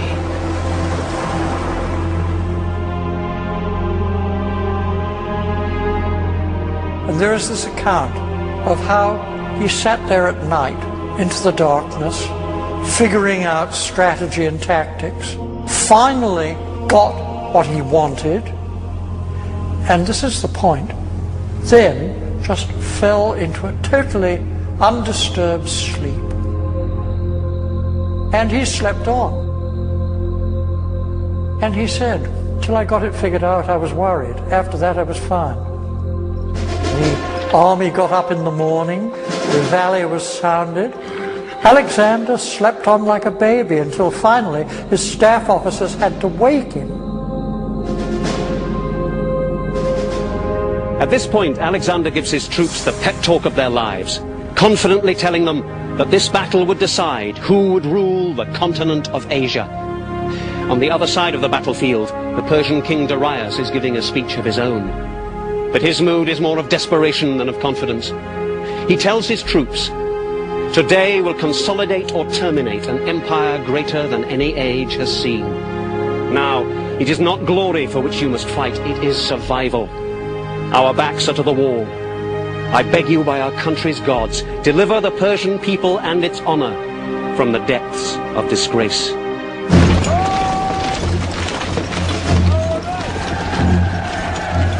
Slowly but methodically, Alexander's phalanx marches forward in formation to encounter Darius's new rolling weapons. The scythed chariots swung into action at full gallop and created great alarm and terror among the Macedonians. As the phalanx joined shields, however, all beat upon their shields with their spears as the king had commanded, and a great din arose.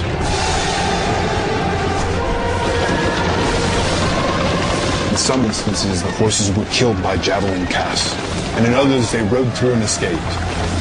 But some of them, using the full force of their momentum and applying their steel blades actively, wrought death among the Macedonians in many and various forms. They severed the arms of many, shields and all, and in no small number of cases, cut through necks and sent heads tumbling to the ground with the eyes still open and the expression of the countenance unchanged. In other cases, they sliced through ribs with mortal gashes and inflicted a quick death. Facing a king and his army, fighting with superhuman strength and passion to retain control of Asia, Alexander's soldiers find themselves, for the first time, struggling not to win, but simply to survive. The situation looks horribly bleak for the Macedonian general Parmenio, who heroically attempts to maintain order in a valiant struggle with his infantry. He realizes there is only one person who has the capacity to turn the tide of battle, Alexander himself. But Alexander is preoccupied, personally fighting his way toward the chariot bearing King Darius. Alexander has sighted his adversary through the ranks of cavalry, who were closely massed to guard the lofty chariot in which he stood. The bravest stood fast and were slaughtered in front of their king. They fell upon one another in heaps. As for Darius, all the horrors of the battle were now before his eyes. It had become difficult to turn his chariot around and drive it away, since the wheels were encumbered and entangled with bodies. The king abandoned his chariot and his armor, mounted a mare and rode away. It is believed that he would not have escaped at the moment had not Parmenio sent another party of horsemen. begging Alexander to come to his rescue. When this news was brought to Alexander, he turned back again from further pursuit, and wheeling round with the companion cavalry, led them with great speed against the right wing of Darius' horsemen. Then ensued the most obstinately contested cavalry fight in the whole engagement. Here about 60 of Alexander's companions fell, but Darius' troops were overcome by Alexander, and as many of them as could force their way through his ranks fled with all their might.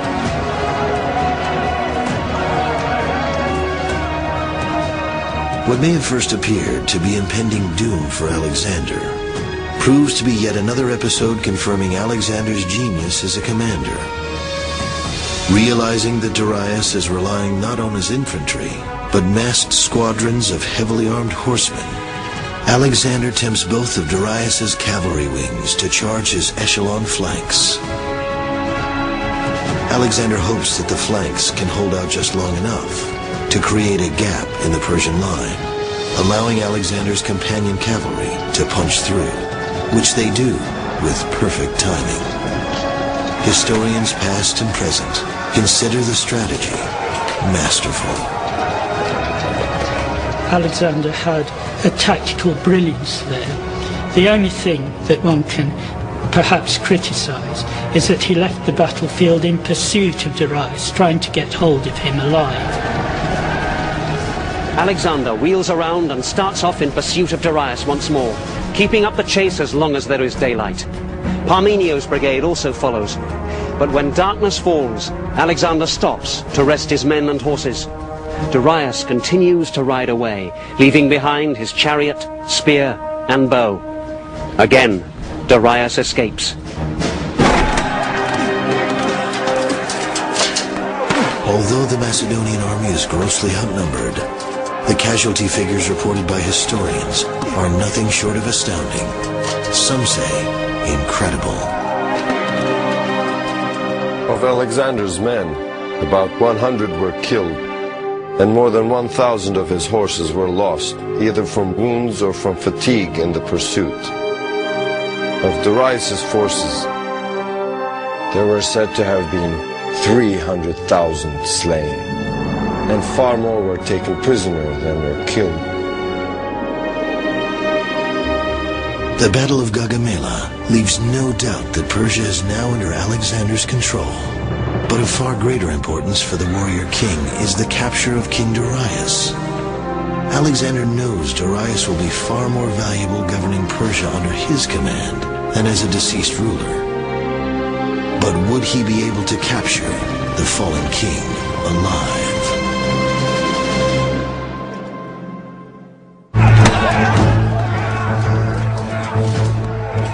Alexander's victory at the Battle of Gaugamela is viewed by many as the most significant triumph in his conquest of Asia. After the battle had ended in this way, the authority of the Persian Empire was regarded as having been completely overthrown. Alexander was proclaimed King of Asia, and after offering splendid... Within 4 months of his victory at Gaugamela, in January of 330 BC, Alexander takes over Darius' palace and the city of Persepolis in ancient Persia. Now, all of Persia, its capital city, and literally tons of gold and silver bullion belong to Alexander. The minimum estimate is of 180,000 talents of it, and you have to remember that a talent is 57.5 pounds weight. This made him the richest man in the known world. He could do what he liked. He could call himself God if he wanted. It's like taking over the whole of Fort Knox one afternoon, and that treasure was evacuated and sent in a great bullion train escorted by 6,000 Macedonians. Alexander described Persepolis to the Macedonians as the most hateful of the cities of Asia and gave it over to his soldiers to plunder. The Macedonians raced into it, slaughtering all the men whom they met and plundering the residences. Such was their exceeding lust for loot that they fought with each other and killed many of their fellows who had appropriated a greater portion of it. Some cut off the hands of those who were grasping at disputed property, being driven mad by their passions. Basking in the spoils of victory, Alexander remains with his army at Persepolis 4 months before continuing his conquest of Asia. Alexander had some great natural gifts, but all those were marred by his inexcusable fondness for drink. At a daytime drinking party, a courtesan claimed that if Alexander gave the order to burn the Persian palace, he would earn the deepest gratitude among the Greeks. The king was enthusiastic. "Why do we not revenge Greece, then, and put the city to the torch?" Alexander took the lead, setting fire to the palace, to be followed by his drinking companions. Such was the end of the palace that ruled all the East. The Macedonians were ashamed that a city of such distinction had been destroyed by their king during a drunken orgy. As for Alexander, it is generally agreed that when sleep had brought him back to his senses after his drunken bout, he regretted his actions.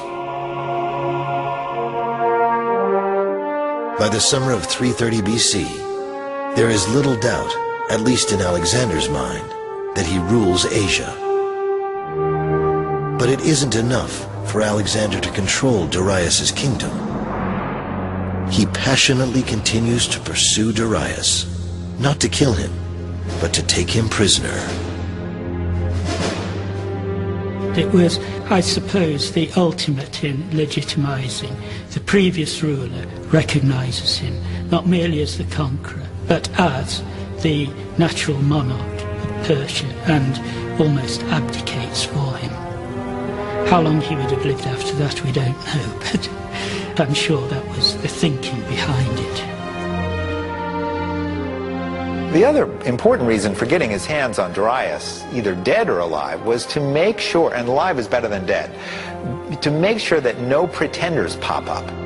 He's fighting against a culture that is used to having pretenders pop up and say, "I'm Darius. No, I'm Darius. No, I'm Darius." And the reason why this could occur is because there's no ABC, NBC, CBS, there's no CNN, there's no C-SPAN. The only way you could be absolutely certain that you had gained control of the king of the previous dynasty and say, "We're done with this dynasty," is to have him alive in your possession. When Alexander learns Darius is heading north, he again takes up the chase. So rapid was the march that many of the men, unable to stand the pace, dropped out. A number of horses were worked to death, but Alexander pressed on, regardless of loss. At this juncture, two important persons in Darius's army sought an interview with Alexander. They reported that Darius had been forcibly seized and put under arrest by his own commanders. Bessus, one of his generals, had assumed power in his place. Instantly, Alexander was on the march again, with greater rapidity than ever. June 330 BC. Alexander's army marches day and night to catch up with the Persian army under the control of Bessus. Within 2 weeks, Alexander has the Persian troops in sight. Even though the Persian army is still far greater in number than that of Alexander, thousands of Persian soldiers surrender.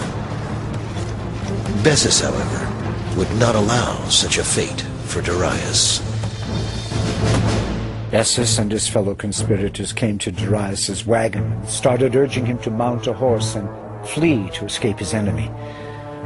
Darius, however, declared that the gods had come to avenge him and, calling for Alexander's protection, refused to go along with the traitors. At this they were furious. They hurled their spears at the king and left him there, run through many times. They also maimed his animals to prevent them advancing any further. Deprived of their leaders, the barbarians scattered wherever hope or panic directed them. With the great and powerful Darius lying severely wounded, only time would dictate whether Alexander would be able to capture him alive.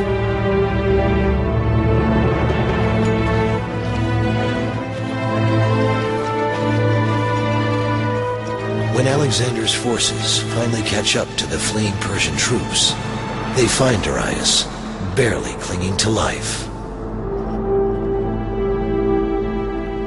They found him at his last gasp. He asked for a drink, and he swallowed some cold water, which a Macedonian brought him. He said, "This is the final stroke of misfortune, that I should accept a service from you and not be able to return it. But Alexander will reward you for your kindness, and the gods will repay him for his courtesy towards my mother and my wife and my children." As he said this, he took the Macedonian by the hand and died. When Alexander came up, he showed his grief and distress at the king's death, and unfastening his own cloak, he threw it over the body and covered it. Later, after he captured Bessus, who had murdered the king, Alexander had the tops of two straight trees bent down so that they met, and part of Bessus's body was tied to each. Then when each tree was let go and sprang back to its upright position, the part of the body attached to it was torn off by the recoil. As for Darius's body, he sent it to his mother to be laid out in royal state. With Darius dead, Alexander's conquest will ultimately be assured. But in the ensuing months, Alexander faces new enemies within his own army and within himself.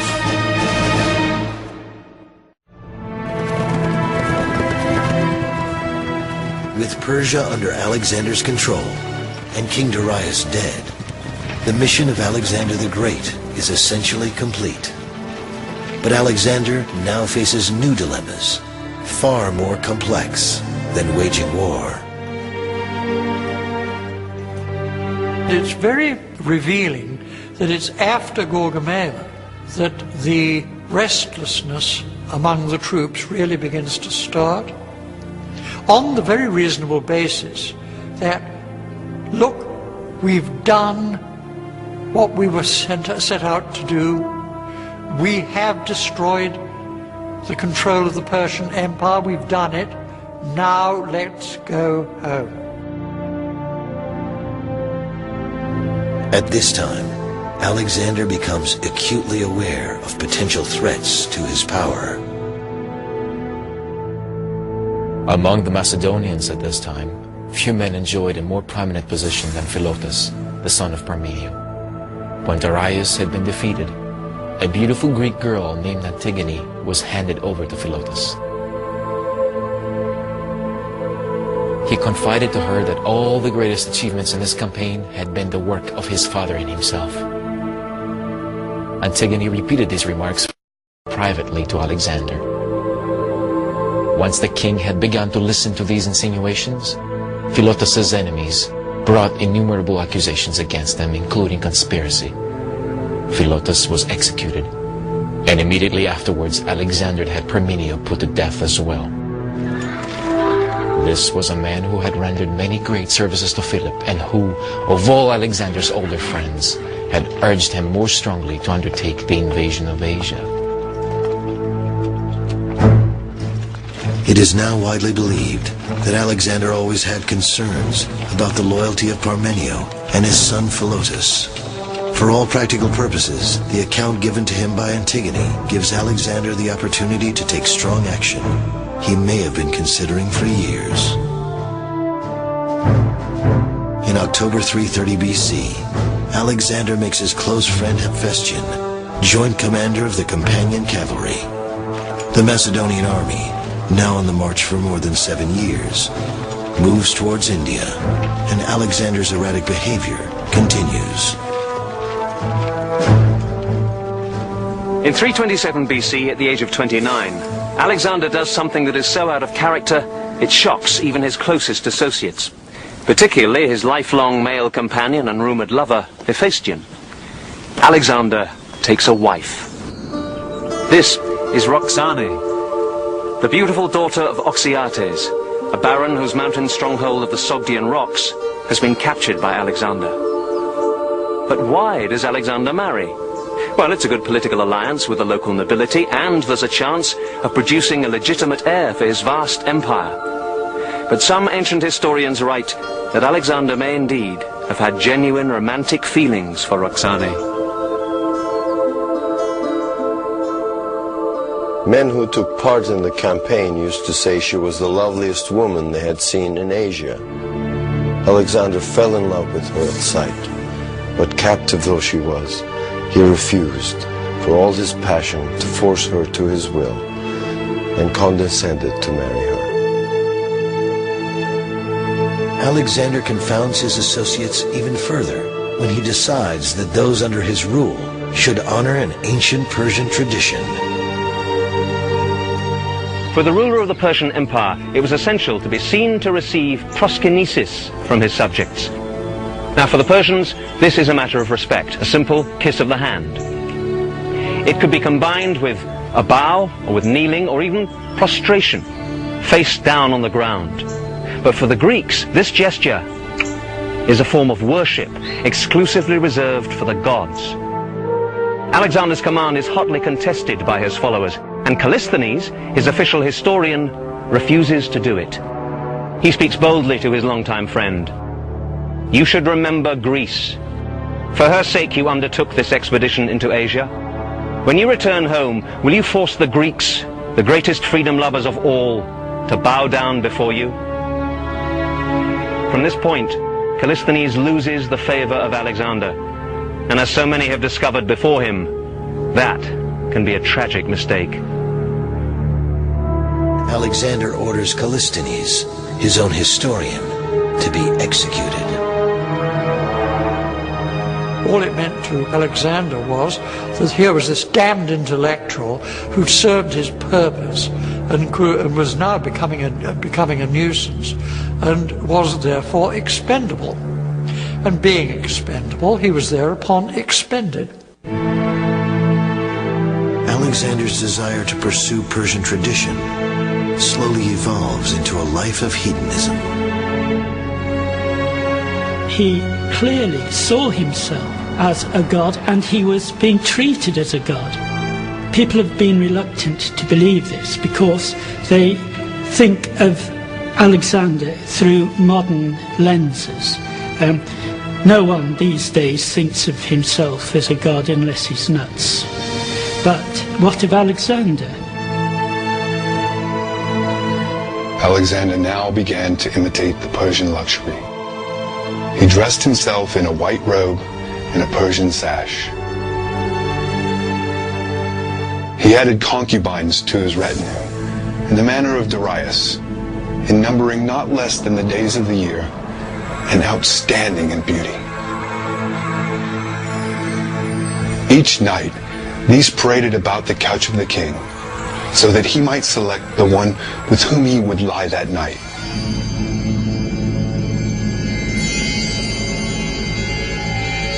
Alexander could better cope with warfare than peace and leisure. As soon as he was free of these worries that beset him, he yielded to dissipation, and the man whom the arms of Persia had failed to crush fell before its vices.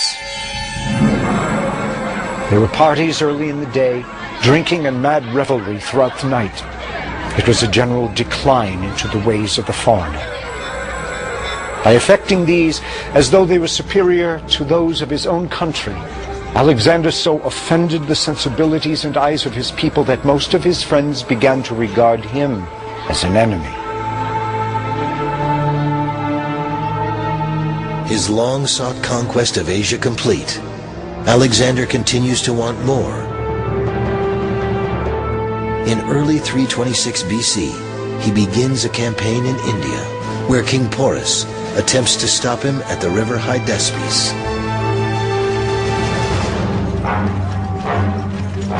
Alexander's forces find themselves fighting an enemy not riding just horses, but elephants. While the Macedonians prevail, the contest is the most difficult they have fought. A consequence of this battle with Porus was that it blunted the edge of the Macedonians' courage and made them determined not to advance any further into India. At first, Alexander was so overcome with disappointment and anger that he shut himself up and lay prostrate in his tent. His soldiers crowded around the entrance and pleaded with him, uttering loud cries and lamentations, until finally he relented and gave orders to break camp. Alexander was now eager to see the outer ocean. He had a large number of oar-propelled ferries and rafts constructed, and was rowed down the rivers on these at a leisurely speed. But his voyage was by no means a peaceful affair. As Alexander travels downstream, he will land, assault the cities near the banks, and subdue them all. Then comes the walled city of Mali, home of the independent tribe of Malians. Alexander neared the city and thought to take it by storm. One of the seers came to him and reported that there had been revealed to him a great danger which would come to the king from a wound in the course of the operation. He begged Alexander to leave the city alone for the present and to turn his mind to other activities. The king scolded him for dampening the enthusiasm of the soldiers, and then, disposing his army for the attack, led the way in person to the city, eager to reduce it by force.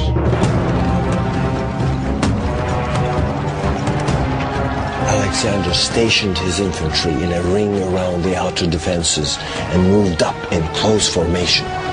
The defenders took refuge in their inner stronghold. Here, they continued to resist, and not without success, for they turned and fell upon a small party of Macedonians, driving some of them out again and killing about 25 before they could get away. Alexander, meanwhile, brought the scaling ladders into position all around the inner stronghold.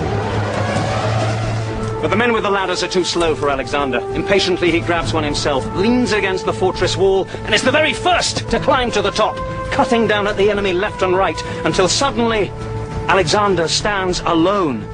To the horror of his men down below, he is now a perfect target for enemy archers. What he should do now is go back, jump down to rejoin his men. But what he does do is jump forward, inside the enemy fortress, where, in hand-to-hand combat, he fights for his life. Horrified, the Macedonians rush for the walls in such numbers they break their own ladders. Only 3 of them manage to join him inside the fortress, including the bearer of Alexander's Trojan shield. 2 of the Macedonians are cut down by the enemy, and Alexander himself receives an arrow which penetrates his body armor and pierces his lung. The 4th Macedonian defends his leader with the great shield of Troy. Desperately, Alexander's army finally manages to scale the walls, and they witness an impossible sight. Their invincible leader lying on the ground in a pool of blood.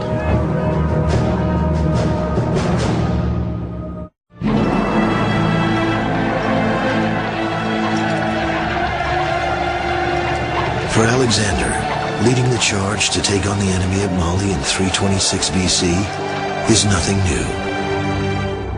The wound he receives is but one of several he suffers on the fields of battle. But for the seemingly invincible warrior, this injury is different. Alexander's troops realize it is life-threatening. Immediately, the rumor ran through the camp that Alexander had been killed. Meanwhile, his attendants, with great difficulty, sawed off the wooden shaft of the arrow and thus succeeded in removing his breastplate. They then had to cut out the arrowhead, which was embedded between his ribs. When it was extracted, the king fainted away and came very near to death. Even when the danger was past, he remained weak and for a long time needed careful nursing. Slowly, Alexander recuperates. During the next 2 years, he heads his army west back towards Greece, half by land, half by sea. In July of 324 BC, Alexander suffers an even deeper hurt. His close friend Hephaestion dies of an unknown illness. Alexander is devastated. We are told that Alexander flung himself on the body of his friend and lay there nearly all day long in tears and refused to be parted from him until he was dragged away. Some have said that he had Hephaestion's doctor hanged for giving the wrong medicine.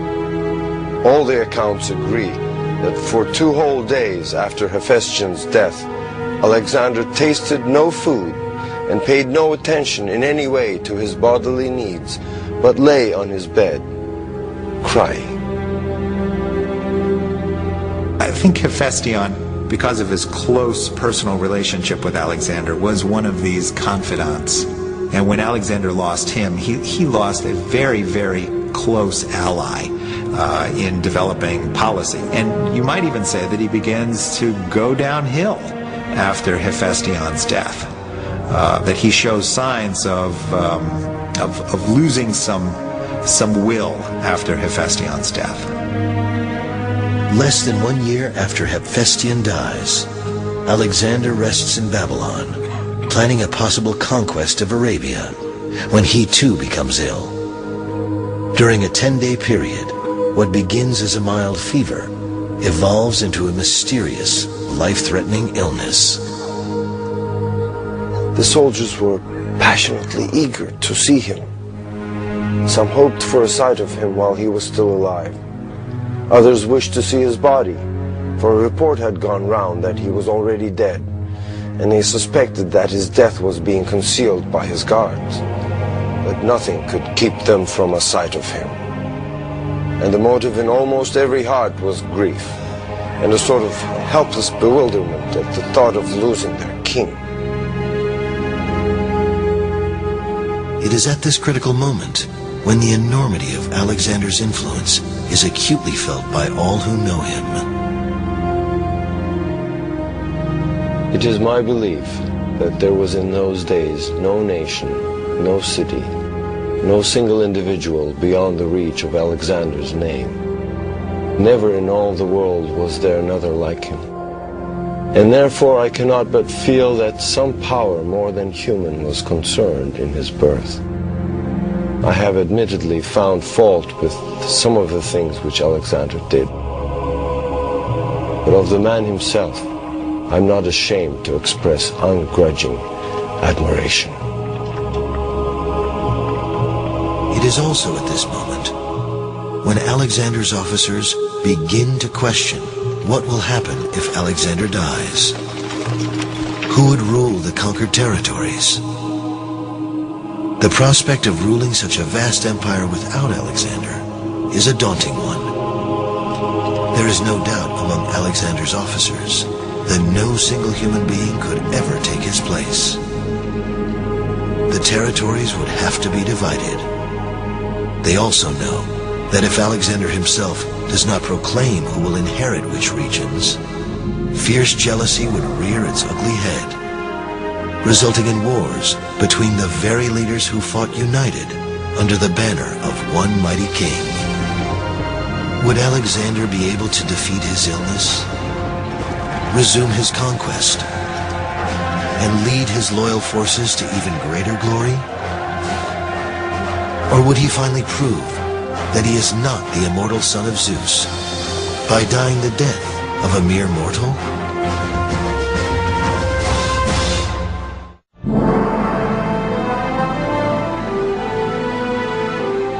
Late in the evening of June the 9th, 323 BC, a group of Alexander's officers keep vigil as their king's condition worsens.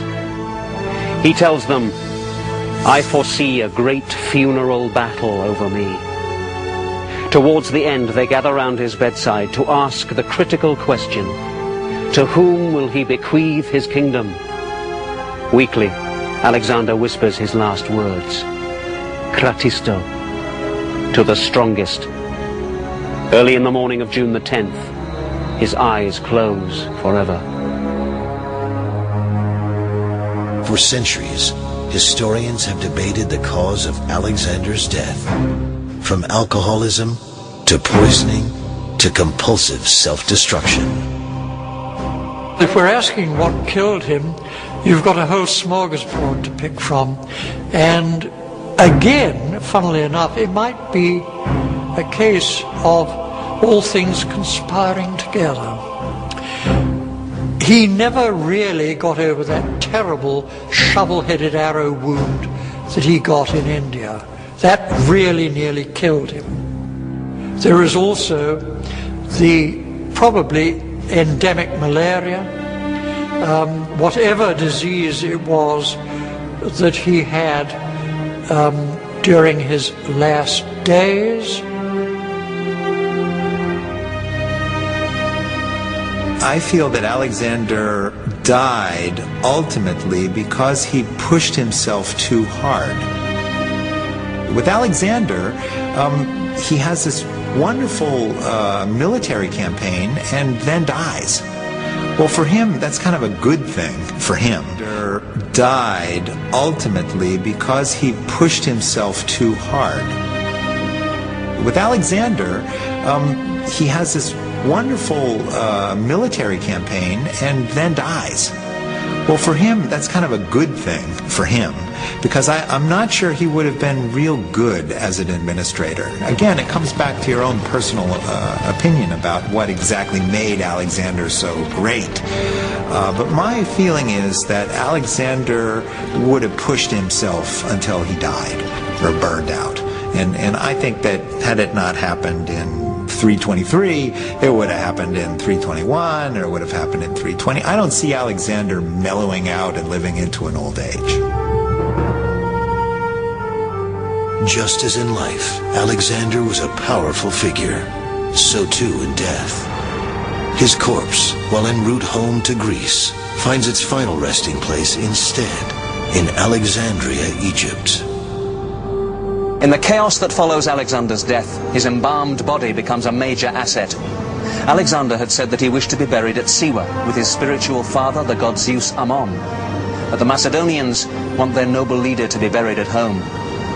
As the body is being transported by land in a golden sarcophagus, it is hijacked by soldiers under the command of Alexander's former general Ptolemy, now the new ruler of Egypt. Controlling the body of Alexander lends new power to the reputation of Ptolemy and his successors. For several hundred years, Alexander's sarcophagus is viewed here by thousands, including Julius Caesar. But when the Ptolemaic pharaohs fall from power after the death of Cleopatra, they lose control of Alexander's remains. Today, no one is certain exactly where the remains of Alexander are located.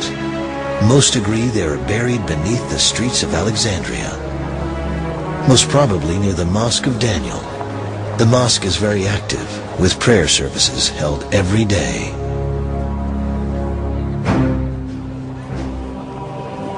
If Alexander the Great was indeed buried somewhere near the Mosque of Daniel, then it's likely that he would have been brought here, part of the labyrinth of tunnels underneath all of Alexandria.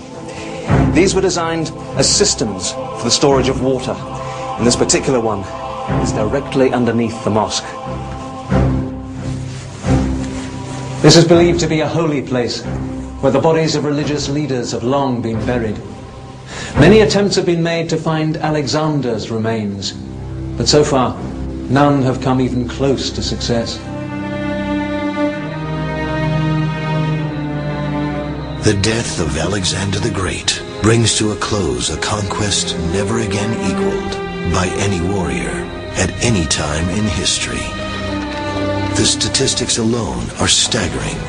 One man leading 40,000 soldiers by foot and horseback, more than 20,000 miles over 12 years.